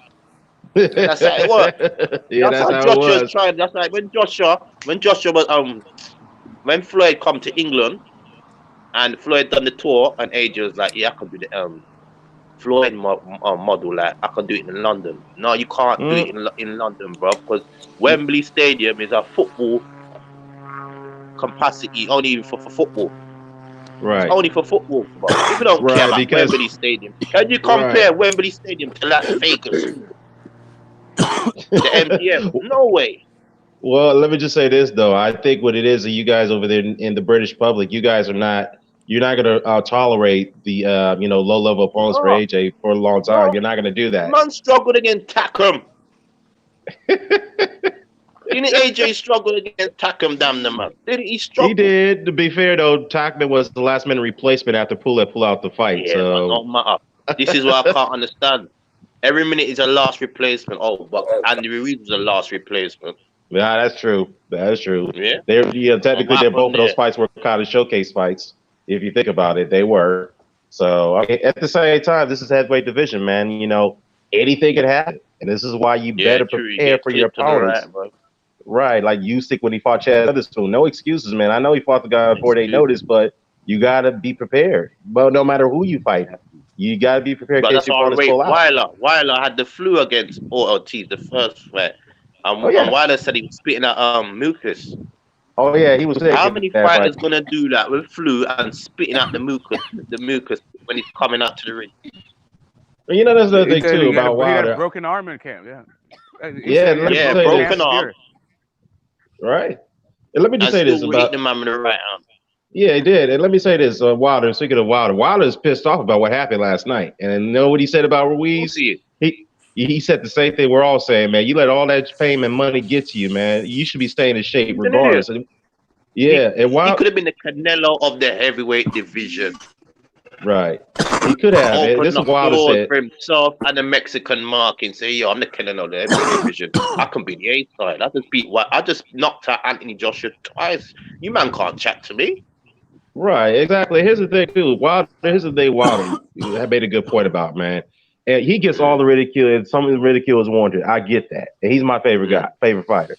I mean, heavyweight, that is. And let me say this. Well, Deontay Wilder, you got to give him credit for one thing. Yeah, he got bling too. He got all the cars. He's get all the shows. He's got a few endorsements here and there. But I will say this about Deontay Wilder: the man always stays in shape. He's always in the gym working out. He's always in good top shape, man. You never see Deontay Wilder get out of shape. Never. That's the thing that's why he's so pissed off at Ruiz. Is like, dude, you should be in shape, man. Not saying you got to be a body dinosaur or anything like that, but be in the best shape you can be, bro. You don't come into the fight 15 pounds overweight like that. Embarrassing, dude. What type of shit is that? Embarrassing. And, I trained myself. Have you ever heard the ex-heavyweight champion, Dan the Man? I've trained myself. Right. Never heard of Are you that. joking? You joking? You joking? I trained myself. And he goes, Yeah. "Oh, what about the third fight?" Nobody even said, "What are you talking about, bro? Just come off the mic, bro." Yeah, I know, man. Talking about you want a Yeah, third yeah. fight, man. Get out of that for that one, bro.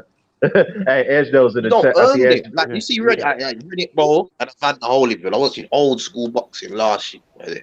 Oh yeah. The first Oh Fury yeah. fight, I was watching it in December the 1st. I was watching. That is classic. You ever heard Oh them man? yeah. Have you earned them man That was a earn great their fight. corn? Yeah, that was a great fight. That was a great fight. Let me Edge. The What's first going on? fight was a classic, bro. Yeah, you're right. It was. But them days in the Classic. 90s, they can stay. Them day, and the thing is, back in the day, Gravy, brother. Cool. they was the only one that good. But like, hey, we digress. Edge, what's going on? Edge, how you dealing with celebration? Edge, Changing the skyline. Yeah, what's happening? Edge has got a chick over there, bro. Edge, how you Oh yeah. celebrating?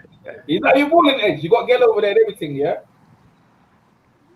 Yeah, man, I was in Saudi Arabia with AJ for You popping with a girl over there now. on our college. I hear girl in the It was background. on the payroll. It was on the payroll, isn't it? Uh-huh. Joking, joking, my brother. I'm joking. Hey, man, I was getting some of that Saudi money. You know what I mean? Saudi money. Yeah, me. It's on that payroll, isn't it? So you have to keep it sweet, my brother. You know it, go. Edge. Put your lips on the mic. I can't hear you, bro. You need to bounce the chick as well. Man's talking, bro. Sorry, brother. Let the chick go already, bro. What happened to you? Edge. Nah, yeah, man, it's all good, man. What was the question? Yeah, Smoke coughing, man. Yeah, hey, Smoke, you got to mute, bro. Okay. Smoke. Damn. Y'all better be smoking. Edge. Put your lips on the mic. We can't hear you, bro. Talk up. Yeah, what was the question? The question is, how you celebrating after the AJ win? What you been doing to celebrate? Yeah, man, popping bottles, man. Just like celebrating in Saudi, man. With yeah, man. Just that's it. Now trying to breaking a little bit of laws in Saudi.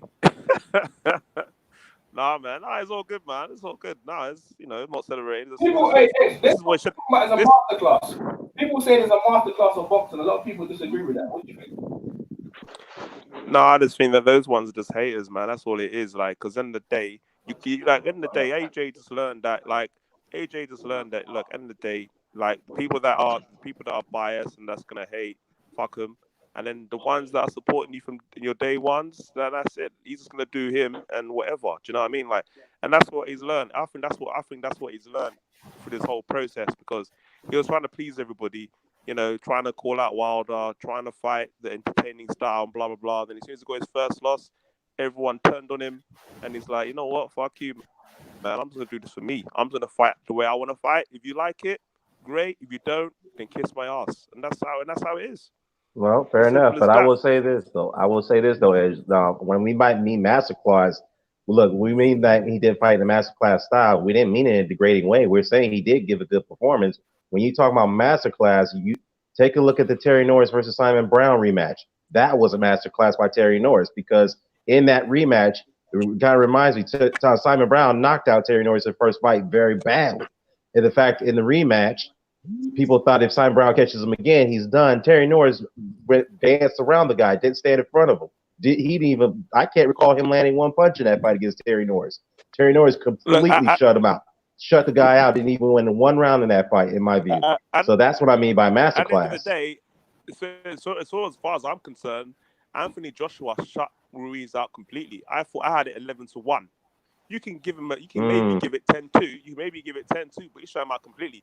There was no way in the throughout the whole fight that he might get hurt. There was none whatsoever. It's the first time, not the first time, but the first time in a while that I've actually gone into a fight thinking, do you know what, I have not, this dude, there's no worries whatsoever that this guy's going to lose this fight. None. No concerns, no nothing. Okay. Do you know what I mean? Fair enough. And it was, and I saw, and at the end of the day, Ruiz had his game plan. He said he was going to try and close the ring. He was going to try and do this, try and do all these things. And Anthony Joshua didn't allow him to be able to do it. So at the end of the day, for me, it's a masterclass, because he completely wiped out this opponent and showed everybody that he is miles and miles and levels above Andy Ruiz. Simple as that. Well, I don't think he shut him out because there was times in that fight that Andy Ruiz hurt him, and he did win a couple rounds here and there. You could stretch it to 3 at best, but at the I same don't think time, that is boxing. Yeah, but it's boxing. You're gonna get hit though. That's what I mean. that's And the true. cut he got in his eye was based on a head clash. Like the Right. hits that he caught him with, it's not the same. Like people mistake thinking Anthony Joshua doesn't have a chin. Like like this guy's been hit and he keeps Nah, on getting up. his punch Like resistance is still kind he of questionable, though. It is. he went down. He went down with a clean shot against Klitschko. It was a clean shot. Like, do you know what I mean? Right. Anybody got that table went down. Do you know what I mean? Anybody. Do you know what I mean? Like, and the shot against Andy Right. Ruiz. Anybody got hit in that area against Well, anybody would have well, got it here's down. So again. I mean, right. He's not like No, go ahead, he's man. getting Go ahead, man. hit I'm with sorry. shots and he's going down. Do you know what I mean? He's getting hit with like good shots. It's gonna take you getting. Well, let me say this. Good shot. Right. Yeah, he took it pretty well. That's when he had to hold on, though, when he got buzzed and hurt when a couple of shots Ruiz threw at him. And I was thinking that was 6th, 8th round, not the 6th round, the 8th round, I believe. But anyhow, again, back to the master class of definition. That's just my point of view. If you want to talk about master classes, look at the Simon Brown versus Terry Norris rematch. And look at Wiki Wright versus Felix Trinidad. Now that was a master class. When you want to talk about master class, The thing you is, remember that fight? They didn't get knocked down 5 times before going into that fight, bro. And if you look at the scorecard, right, they only gave Ruiz 2 rounds. So I know you're saying in terms of a cleaner performance. I mean, I was just talking to Don Charles, innit? He was saying the performance, even though he don't think it was a masterclass, but I was trying to say, and this is what I'm saying to a lot of people, in terms of what happened to people saying that this could have been AJ's last fight. He might have to retire if Ruiz beats him. Now, understanding that, and Ruiz has never been outpointed that badly. That's why it was a class of boxing. You see what I'm saying? Okay, that's a fair enough point to make. Yeah, that's a fair enough point to make. Because again, you're right. Because Ruiz never been humiliated that bad. He never been humiliated before, either in his amateur or his pro career.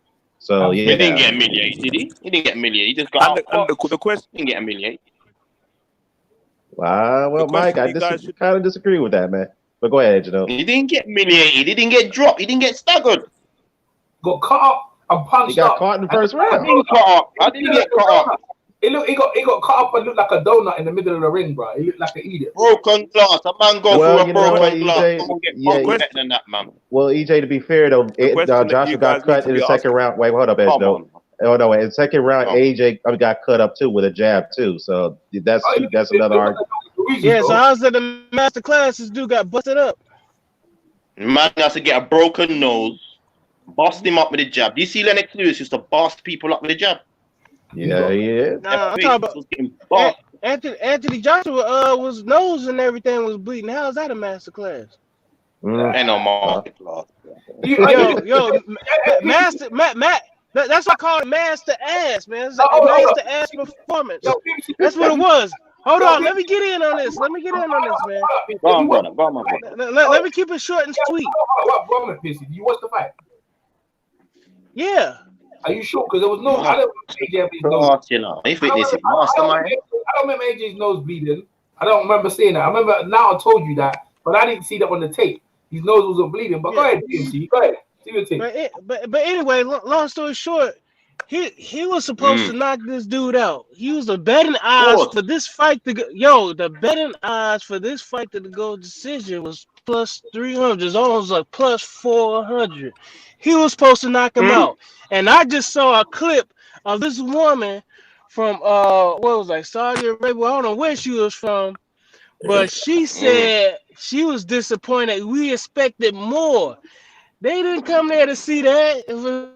For them jumping around, that's what the reason they bought the fight and had it in Saudi Arabia because of the first matchup. You know what I'm saying? It was because of the first matchup. The reason why AJ got credit with the Klitschko because he came off the canvas. People wanted to see some fucking action, man. You know what I'm saying? It's the same thing with the Parker fight.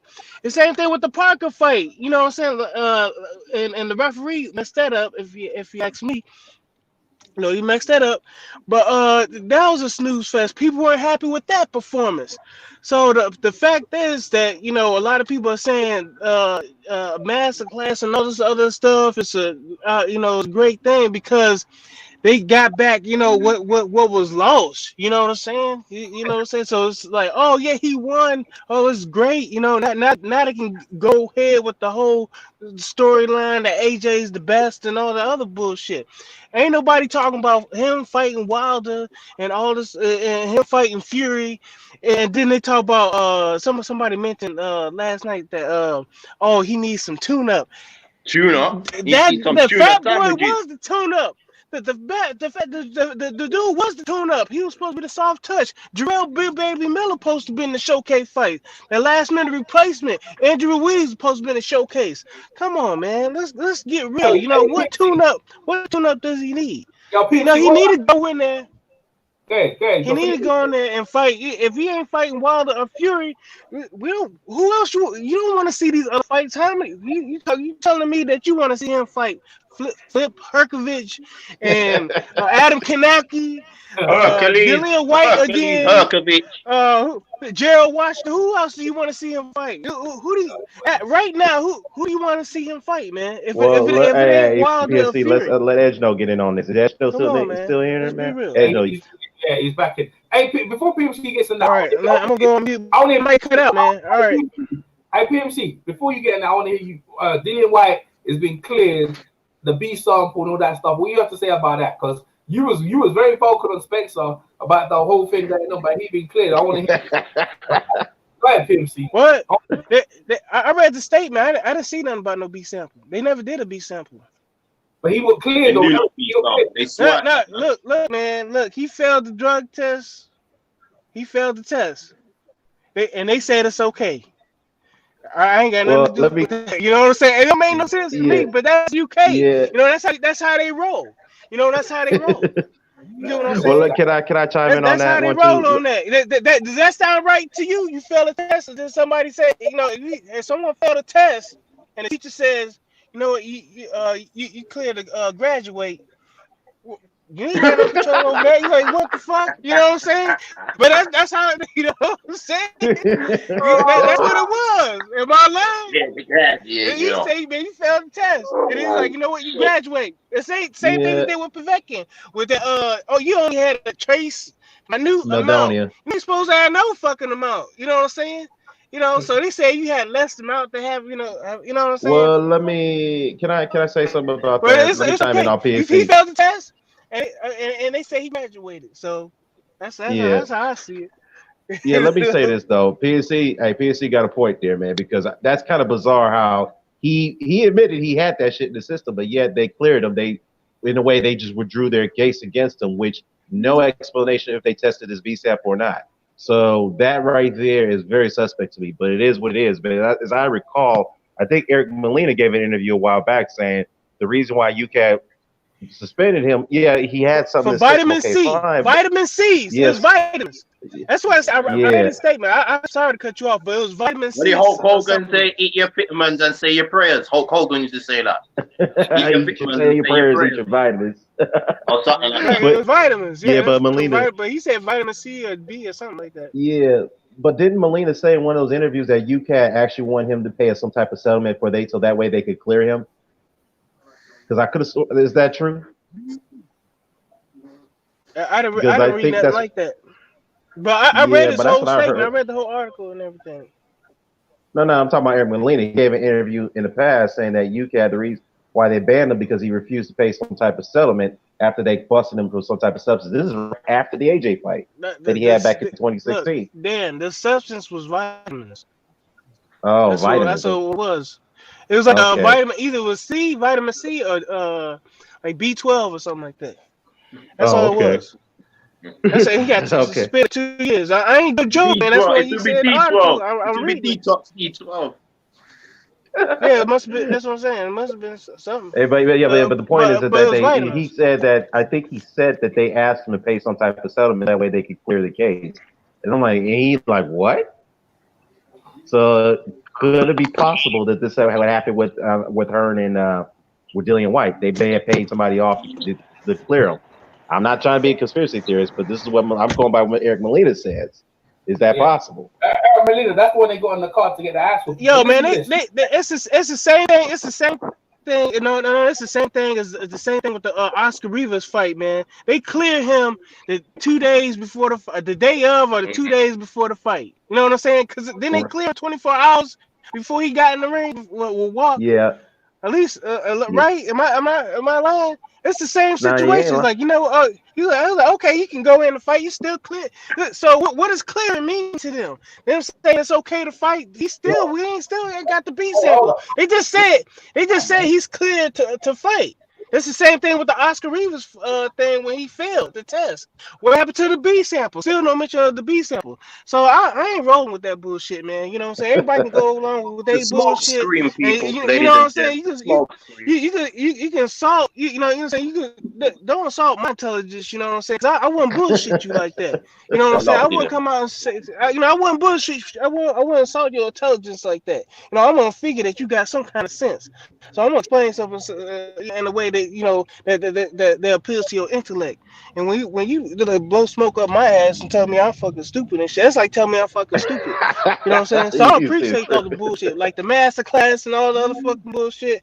No, Back on I'm not Forrest buying Gump on that the shit. run. He You know was what I'm fighting saying? like Forrest The the Gump the on the whole run. the whole thing with the contract with the zone, that's all fucking bullshit. We want to see Wilder and Anthony Joshua. We don't want to see fillers. I want to see him the motherfucker build up shit. Cause you know what I'm saying, they were doing that since the day they did their pro debut.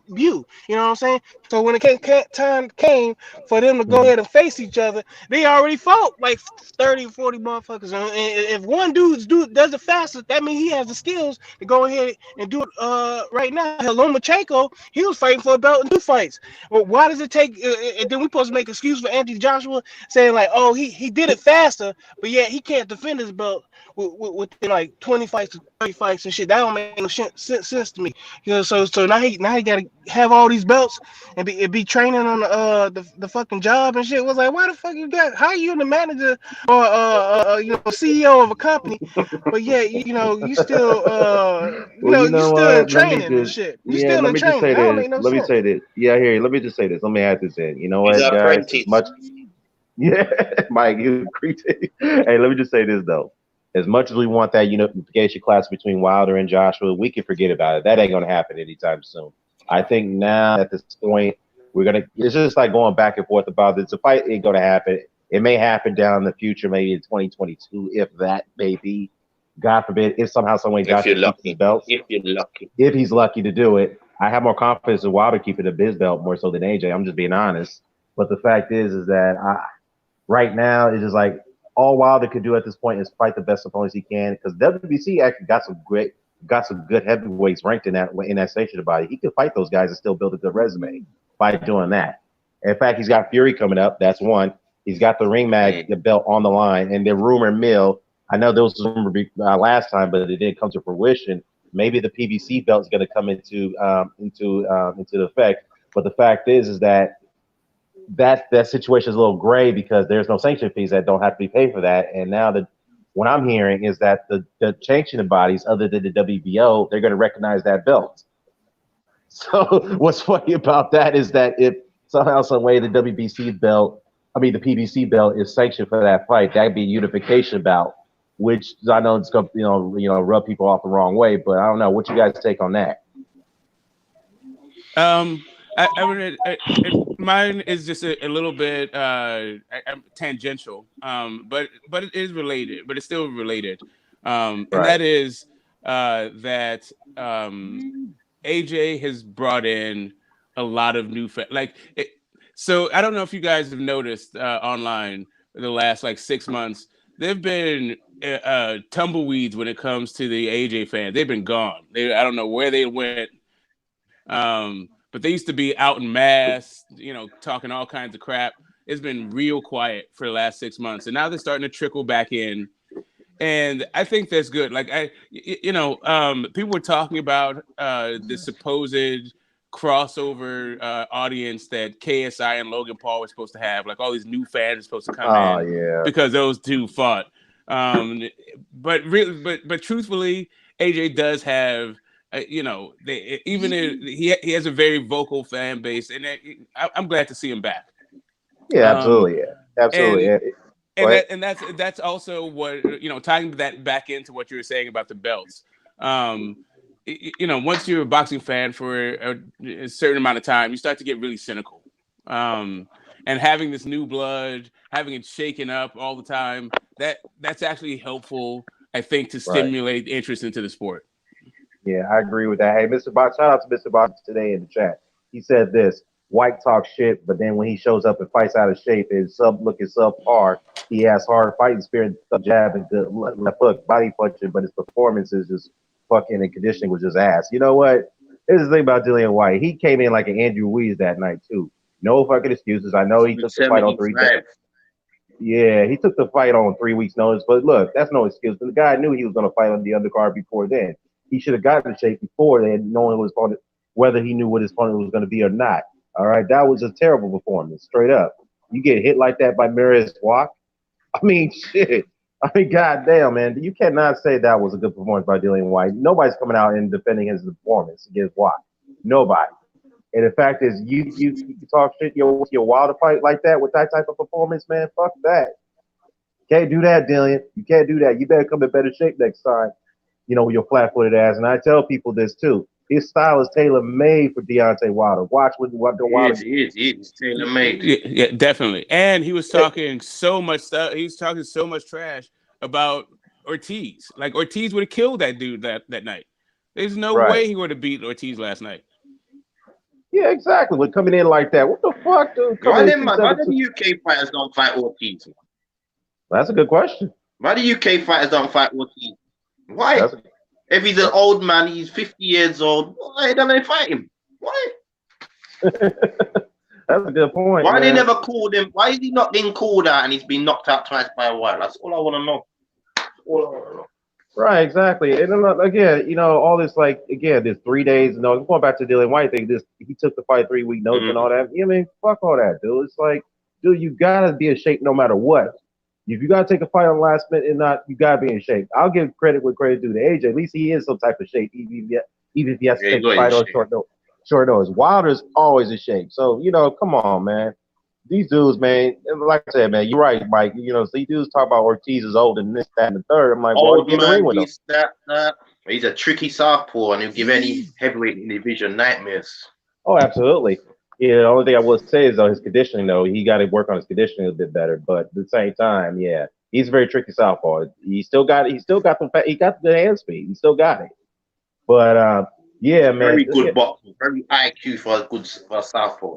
Oh, absolutely. I agree, man. Yeah, but Dillian, man, like I said, though, he don't sell tickets. So that's true. Get in the ring, dust him over and retire him. If he's too old, go and retire him and knock him out. Right. Do a better job on him than Wilder did. That'd be more impressive. Don't let AJ call him out. And then Luis Ortiz was mandatory for the WBA. Was it WBA? It was WBA, yeah. Yeah? Oh, Eddie Hearn goes, we get him a fight in Monaco. I knew against David Allen.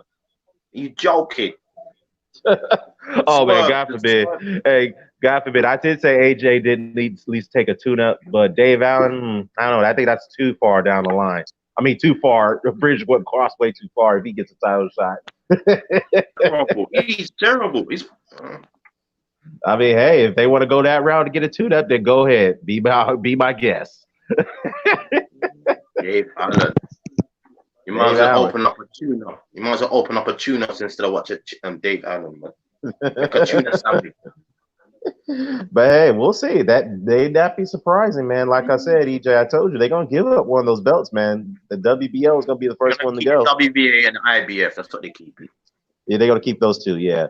Now I'll be surprised. If the WBO mandates somebody else to take that fight. I mean, Usyk definitely gets a shot, but if Chisora doesn't get the shot, then maybe somebody else from another promotional company may get a shot. So I mean, we'll see how that plays out. Yeah, somebody we never heard of. Right, to make it easier for Usyk because they got their plan mapped out.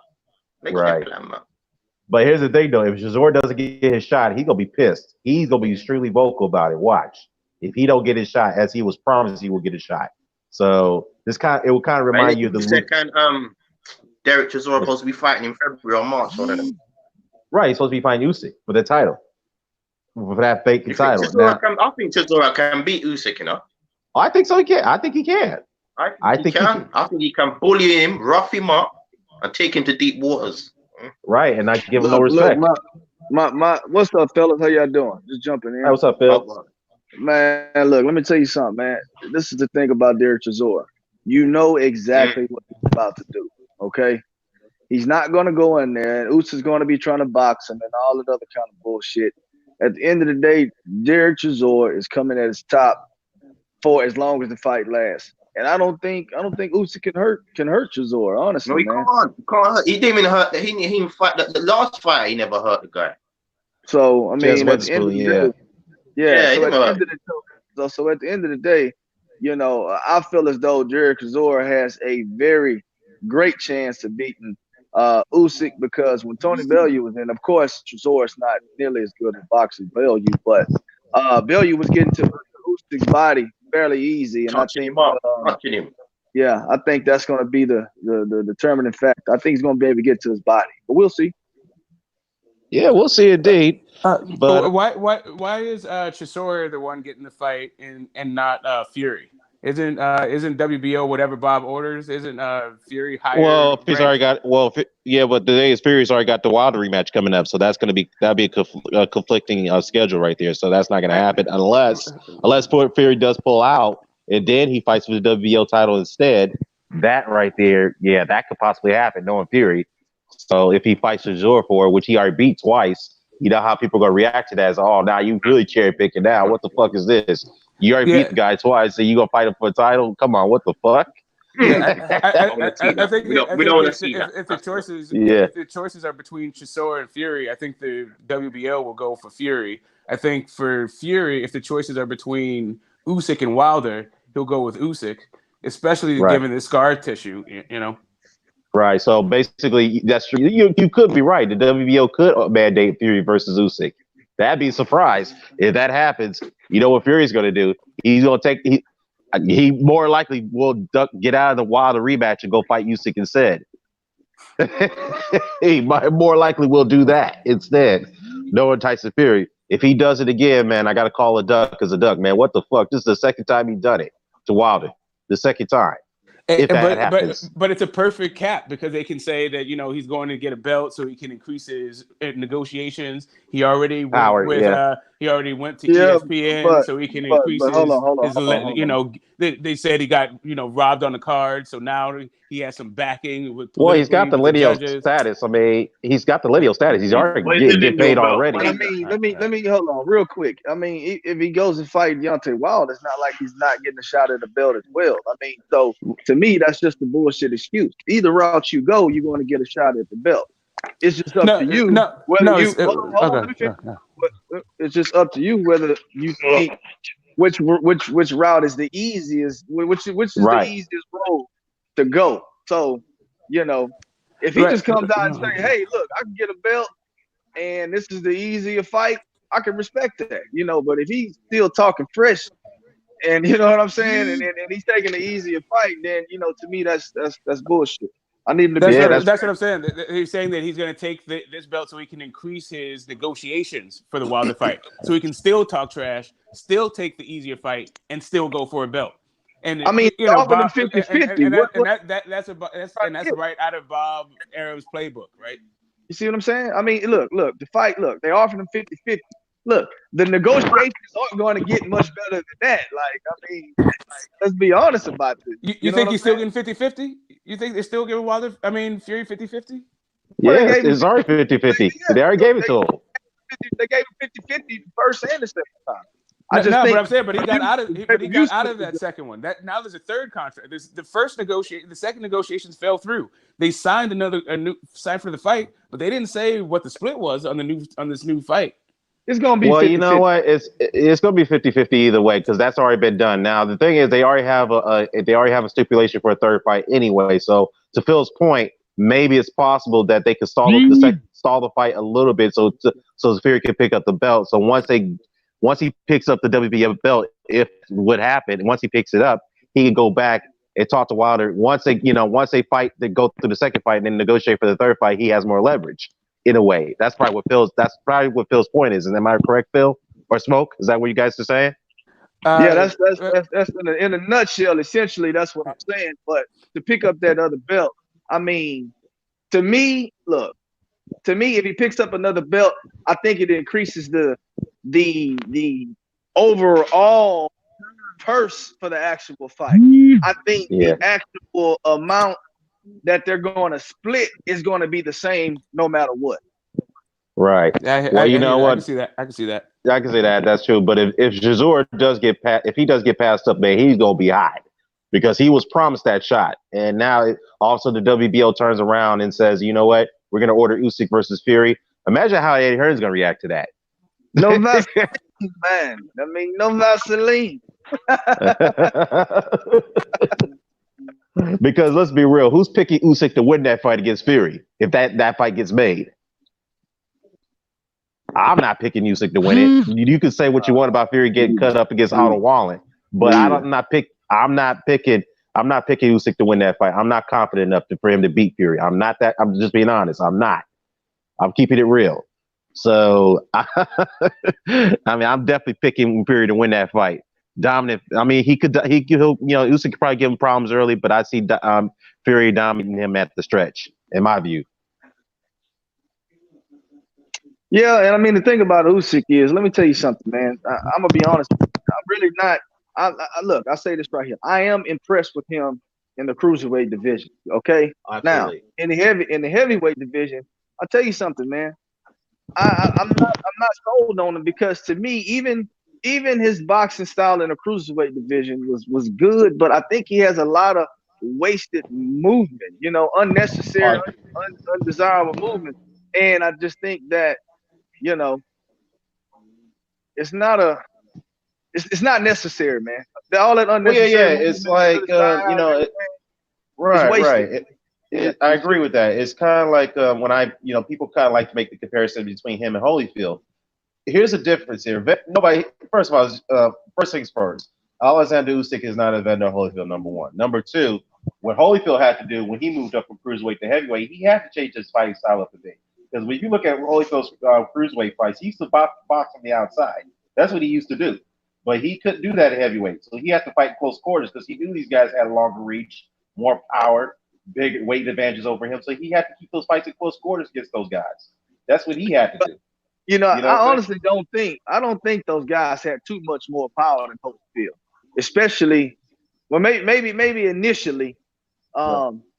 But it got to a point to where, man, I think Holyfield's power was very underrated. I think he was a very good puncher, honestly. He was a very good puncher. Yeah, that's true. He was more of a powerful puncher in my view than Alexander Usyk at heavyweight. That's my view. Yeah, that's the point I'm making. You see what I'm saying? Absolutely. Usyk is. I think Chris Bird is like the only real undersized heavyweight that tried to win from the outside. That's true. You know, trying to outbox guys and being that much, and even during the Chris Bird era, once he got to the real tall guy, to the Klitschko's, Vitaly threw his shoulder out or got an injured. He was whooping Chris Bird's ass, and you saw what Vitaly did to him twice. Right. Yeah, and these guys are even big. Like Wilder is bigger than those guys. Fury's even bigger than Wilder. I don't see Usyk being able to do, outbox a Tyson Fury. No, he's not going to do that. That's not going to happen. Right, and I don't see him. Tyson Fury is too good of a clincher. His jab is too disruptive. He's just too good a fighter for Usyk. He'll break Usyk's rhythm. He'll break Usyk's rhythm all the time. And think about this. The truth of the matter is this right here. They're not going to feed any one of those guys to the other one as far as Fury and Usyk goes. Bob Arum's been in the game too long to allow that to happen. And let's be honest with you. It's not going to happen. So, you know what I'm saying? Let's just be real. It's not going to happen. It's not going to happen. If the WBO is vacant, you think it's more likely that it's Usyk Chisora, or you don't think Bob Arum's going to want a piece of that belt? Well, Bob Arum loves WBO. Well, at the end of the day, I think Bob Arum is going to want a piece of that belt, but I don't think they're going to match those two guys up. Okay, I just don't think Bob Arum wants to do that. Essentially, Right, right. Well, you know what? I mean, we'll have to see what happens here because we all know. Again, the IBF is definitely going to want that mandatory bill. So it's all indicating now that what you call it, that Joshua's going to fight Pulev for the title. I mean, no Pulev, next more than likely, and then the WBO they've already hinted it already before the fight that they're going to give it up, so that way they don't have to. The WBO actually ordered the fight. Yeah, that's what I'm saying. I know they yeah. did, but the IBF ordered it before the WBO did. They already made it clear. Has IBF actually ordered the fight to happen? I thought they were just they did a preliminary order. What they did, they already put out a statement before the fight, before the Ruiz and Joshua rematch happened. They said that whoever the winner was will have to fight Kubrat Pulev. They have to fight him, and they have to make a deal before January 15th, I believe. Oh, they put a date on it. Okay. Yeah, and Pulev even came out and said too, "Congratulations, Anthony Joshua. I am going to get my shot now, so this time everything's going to be different." I don't know what he mean by that. I think what he meant is that I'm not going to pull out of the fight this time. So yeah, Pulev's already made it clear he wanted his shot now. So so it's going to be interesting. Like I said, they're going to more likely go the IBF route and give up the WBO. That's what's going to happen. They're going to give it up because they're not going to go through this stressful situation where they're going to try to make deals and try to make some step aside deals to keep both the titles. They're not going to waste Joshua's energy at this time around. They're not going to do it, which is the right thing to do. Don't burn them out. The belt will always be there. You can get it back when you feel you're ready to fight for it again. So that's just my view. Yeah. In fact, I'm looking at the heavyweight rankings right now for the WBO. So Usyk is the mandatory challenger. Tyson Fury is number 2. Zora is ranked number 14. So, and before that, you have Joseph Parker. Well, that's an in-house fight for Eddie Hearn if they make that fight. You have Daniel Dubois, which is a Frank Warren fighter. I doubt that Frank Warren will make that fight between Usyk and Dubois. Junior Farr, who's obviously he's promoted by someone else. Michael Hunter is ranked by the WBO. Ragomov, who knocked out Wilder, is ranked by the WBO, but in the amateurs, I should say. But he's obviously not going to be ready. Tom Schwartz, forget about it. Carlos Takam is in there. Edge Cabello is ranked number 15. Yo, man. That WBO really honestly, man, it's really sounding like some bullshit. I don't want to rain on guys parade, because I know they work for their rankings, but I mean that shit is really sounding trash. What you don't rate Cabello? You don't like Ajit?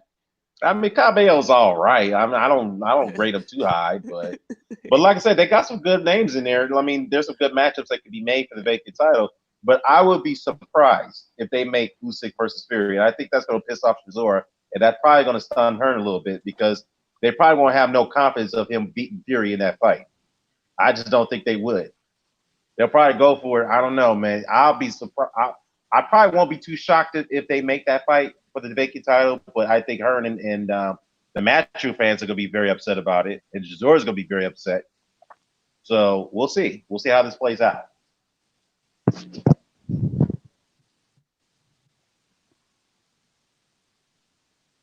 Yo. Yeah, I'm here. Yeah, I can hear. Okay, I heard some silence there, man. I thought y'all were gone. Nah, we let you run it down. Oh yeah. It's all good. It's all good. Thanks, man. But so anyways, up to some other news, man. I saw something in the chat that Abides put in the chat that Michael Benz is reporting that Ruiz versus Joshua 2 did 1.2 million pay-per-view buys. So what do you guys take on that? Me, I don't care about people's leaked pay-per-view numbers. I've never cared. I've always thought they're a marketing tool more than anything else. And a thing for people to argue about stuff. Let's be honest though, man. I mean, the marketing tool is what get these guys paid. So at the end of the day, I mean, you cannot care about it, but to say it's a marketing tool, yeah, that's absolutely what it is. That's what it's intended for. That's its intended purpose, shall I say? Yeah, don't argue. I just don't. I don't put any sort of stock in the accuracy of the numbers. Yeah, no, I agree with you on that. I mean, at the end of the day, I think more so than a marketing tool, I think it's a of a negotiation tactic for, fights to either not be made or to be made and essentially be lopsided, or, in a sense, I think tell a guy what he deserves and what he shouldn't deserve because, 6 more people watched you than this other guy. Right, but that's what I mean. That's what I mean by marketing tool, because behind closed doors, when they actually ask for the spreadsheets, then all of that goes out the window because they actually need to see the economics of the fight. Or you just have to give them an offer that they're gonna, that they won't refuse. Right. I mean, that's all it is. It always goes back to my point, man. Just because you can draw money does not mean make you a great fighter. I mean, not saying Anthony Joshua's not a great fighter. He's a very good fighter. I'll give him credit for credit too. But does not necessarily make you better than anybody else. As people point out, you may have the best resume out of your counterparts, but that doesn't really mean nothing. That goes out the window once you get in the ring that night. Hey, remember when he fought Andrew Ruiz the first fight? Did the resume talk really matter at that point? He got his ass beat. So I'm just giving you the excellent example. Once you get in that ring, when you step in that ropes, the resume talk goes away. It matters after you stepped out of the ring. You know what I'm saying? So that's why I tell people, yeah, he may have a better resume than Wilder or Theory, but the fact is, once he steps in the ring against either one of those guys, he will take it out. I guarantee you, he will take it out. Now that resume talk ain't gonna mean shit afterwards. You know what I mean? And to an extent. Yeah, man. With that being said, I think these guys, okay, in the heavyweight division, okay, they need to come up with some kind of plan, man, to like you say. All right, let me say this first of all. Resumes to me are absolutely, to me, that's just a circle of conversation that to me will never go anywhere, right? Because as you just mentioned, Andy Ruiz beat Anthony Joshua the first time around. Okay. Right. At the end of the day, you fight who they put in front of you. And to me, it's not about who you fight. It's about how you win when you fight who you fight. If you get in there with, let's just say, a guy that you may not consider to be an elite guy, then you need to destroy him like he's not an elite guy. I mean, just go back and look at Deontay Wilder. There's a lot of people talk a lot of shit about Deontay Wilder's resume, which I don't think is terrible. But, I mean, look in the fashion in which he dismantled his opponents. I mean, okay, these guys are tomato cans, and that's exactly what he made them look like. I mean, he is crushing dudes, man. So let's I don't put much stock in that. You guys got to get in there and prove yourself against one another. Right. Yeah. It is what it is, man. We'll see how it plays out. But again, it is interesting to see what happens next now. Now that Joshua's got the belts back, now it's all indicated he's going to give up one of those belts. So, I mean, it doesn't affect her in the match because obviously it's a possibility, a strong possibility that the WBO belt is going to be in-house fight anyway. So they're not really losing much out of that by losing that title.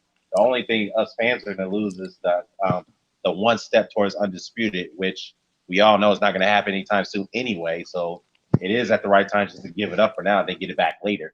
So, and of course, the PBC is going to bring out their own version of the belt that will be recognized. So now you're going to have 5 belts. So, you know what? I don't mean to interrupt or anything, but I just wanted to big up what Phil just said. That was like 100% correct. Like, so many people are looking at the names of the resume and don't take into account what actually happens during the fight. And to me, that is the most important thing about it. Sure, it's who you fight, but also it's what happened in the fight. Right.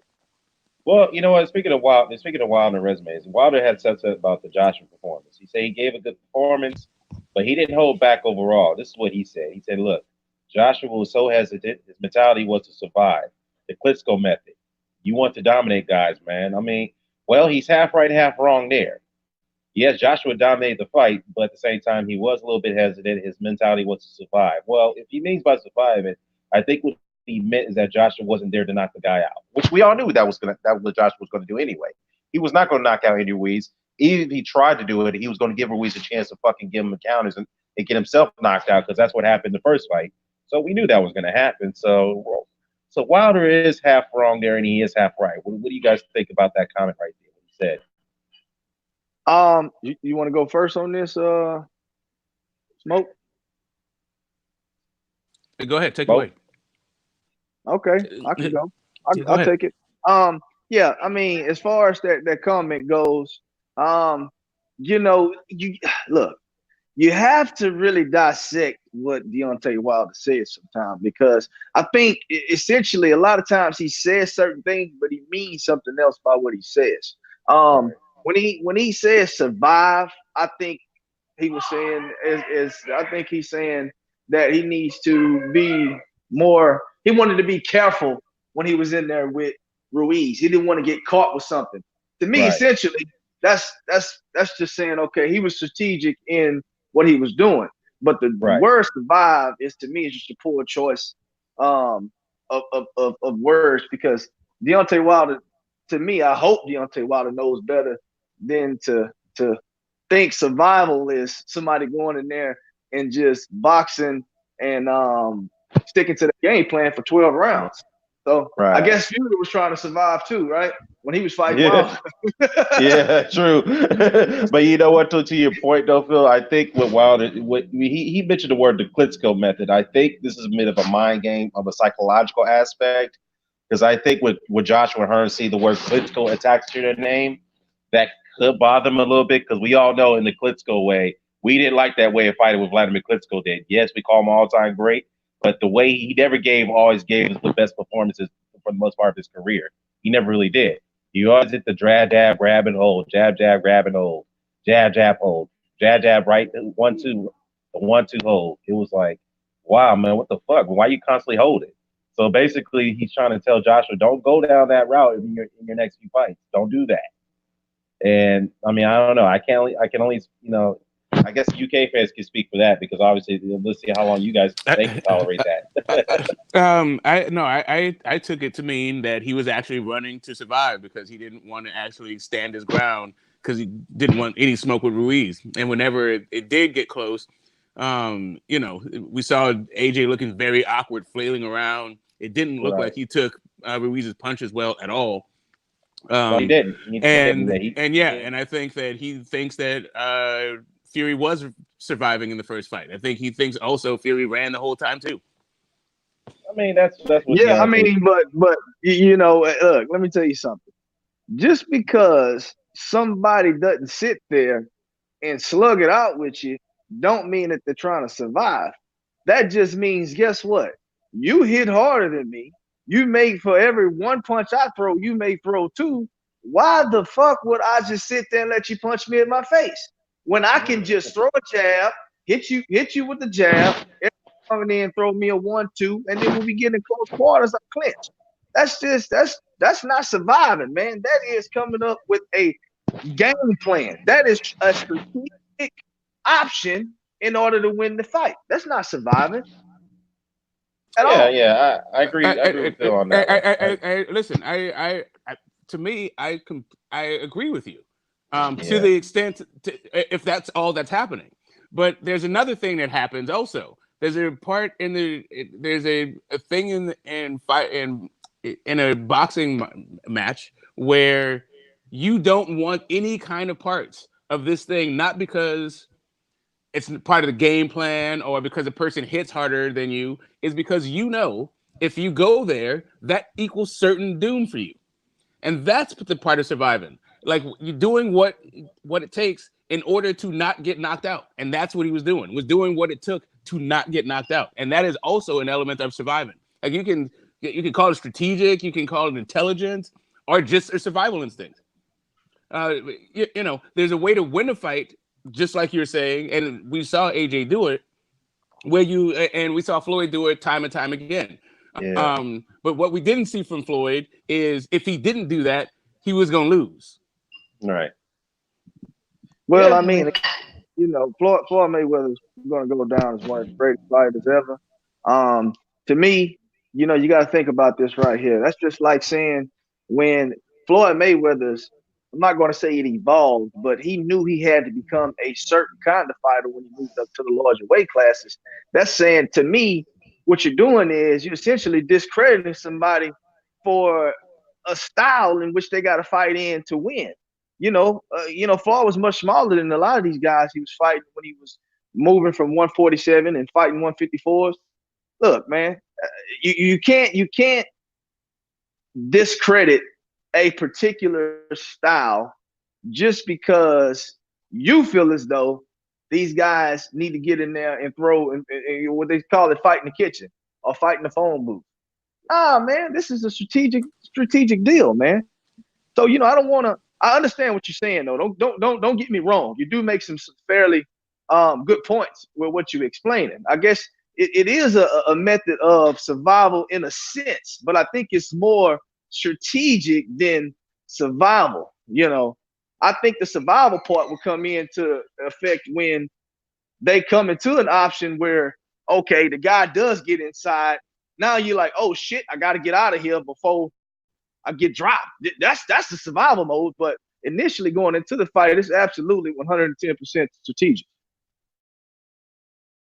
No, I see it. And that's the thing is I saw that a couple of times. I saw there was times when it was time for it was hot in that kitchen for AJ. He was like, nah, I know exactly where I need to be, or else it's curtains. And I get it. You're supposed to do what you take. You do what you can to win, and that's part of And I'm not even mad at it. Like for real. You did, like I said, I watched Mayweather do it a ton. I just watched Mayweather do it masterfully, like easily. Like he did it because that was to take away a person's best weapon or whatever. But I thought Mayweather could fight different. He could beat guys different ways. What I saw last night is AJ didn't think he could beat Ruiz any other kind of way. AJ's team didn't think they could beat Ruiz any kind of other kind of way. And all he came in to do was to win like that. And sure, he's successful in his endeavor, but is it unfair to say it's a survival stuff? I don't think so. I don't think it's a stretch. I could see where he's coming from with it. Yeah, nah. I mean, I feel you. I respect your opinion, but I do agree that Anthony Joshua felt as though it wasn't too much of any other kind of way that he could beat Ruiz besides to stay on the outside, box him. If it came down to it where they did get in close quarters to grab, clinch, whatever you want to call it. But yeah, no, I agree with that. But the reason why I'm calling strategy is because they knew going into the fight, this is what we need to do to beat him, right? Because at the end of the day, Ruiz is just better at fighting in the phone booth than Anthony Joshua is, right? So he knew that if it got to a point to where he needed to get into the phone booth, he wouldn't be as successful as Ruiz. Hence, the last fight he got knocked out, right? So at the end of the day, you got to respect the game plan. Ruiz even said himself, he made fun at it. The way you need to beat me is to box me. At the end of the day, it held true. And that's exactly what Anthony Joshua did, was box the hell out of him.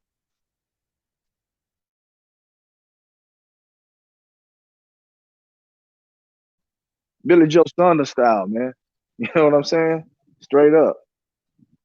But I hear that Billy Joe may be fighting against Canelo.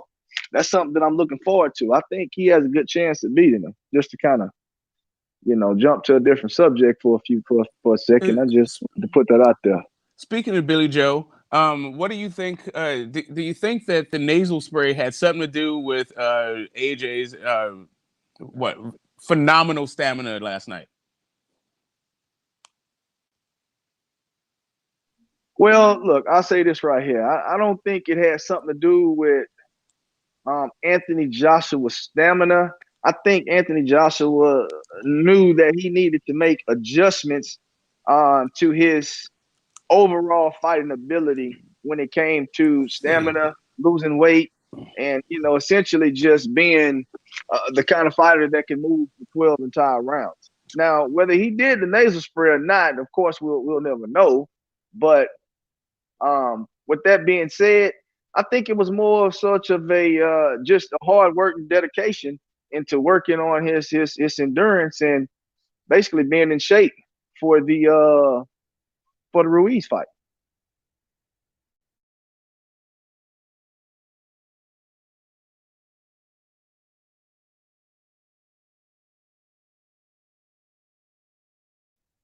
Hello? Hello?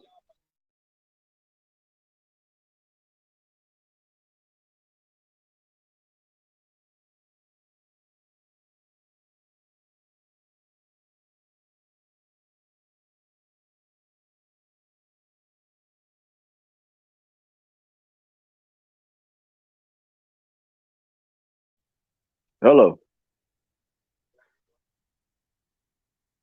Okay. I don't know if EJ Boxing Live is still going, but hey, with that being said, last night it was a wonderful fight. It was a good night of boxing in general.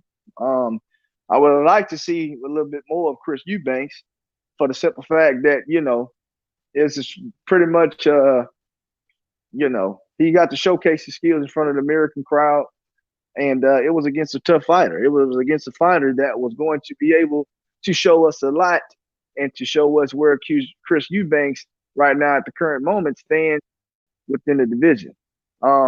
Unfortunately, it got cut short. But I think he's still excited.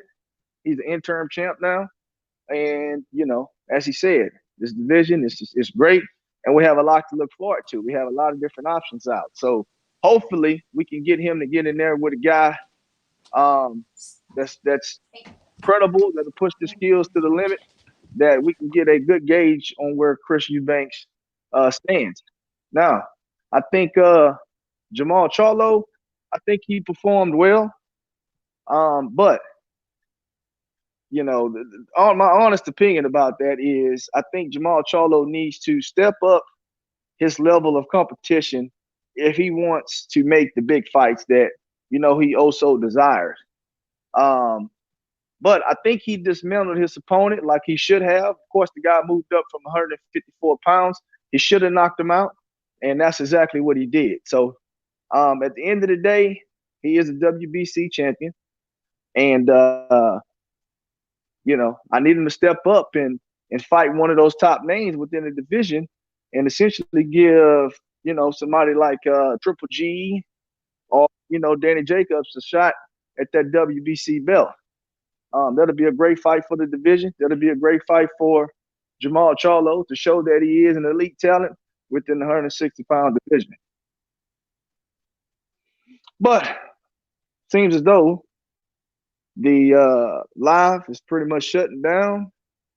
It's just me and EJ sitting in there right now. So I want to say appreciate you guys. Have a good day.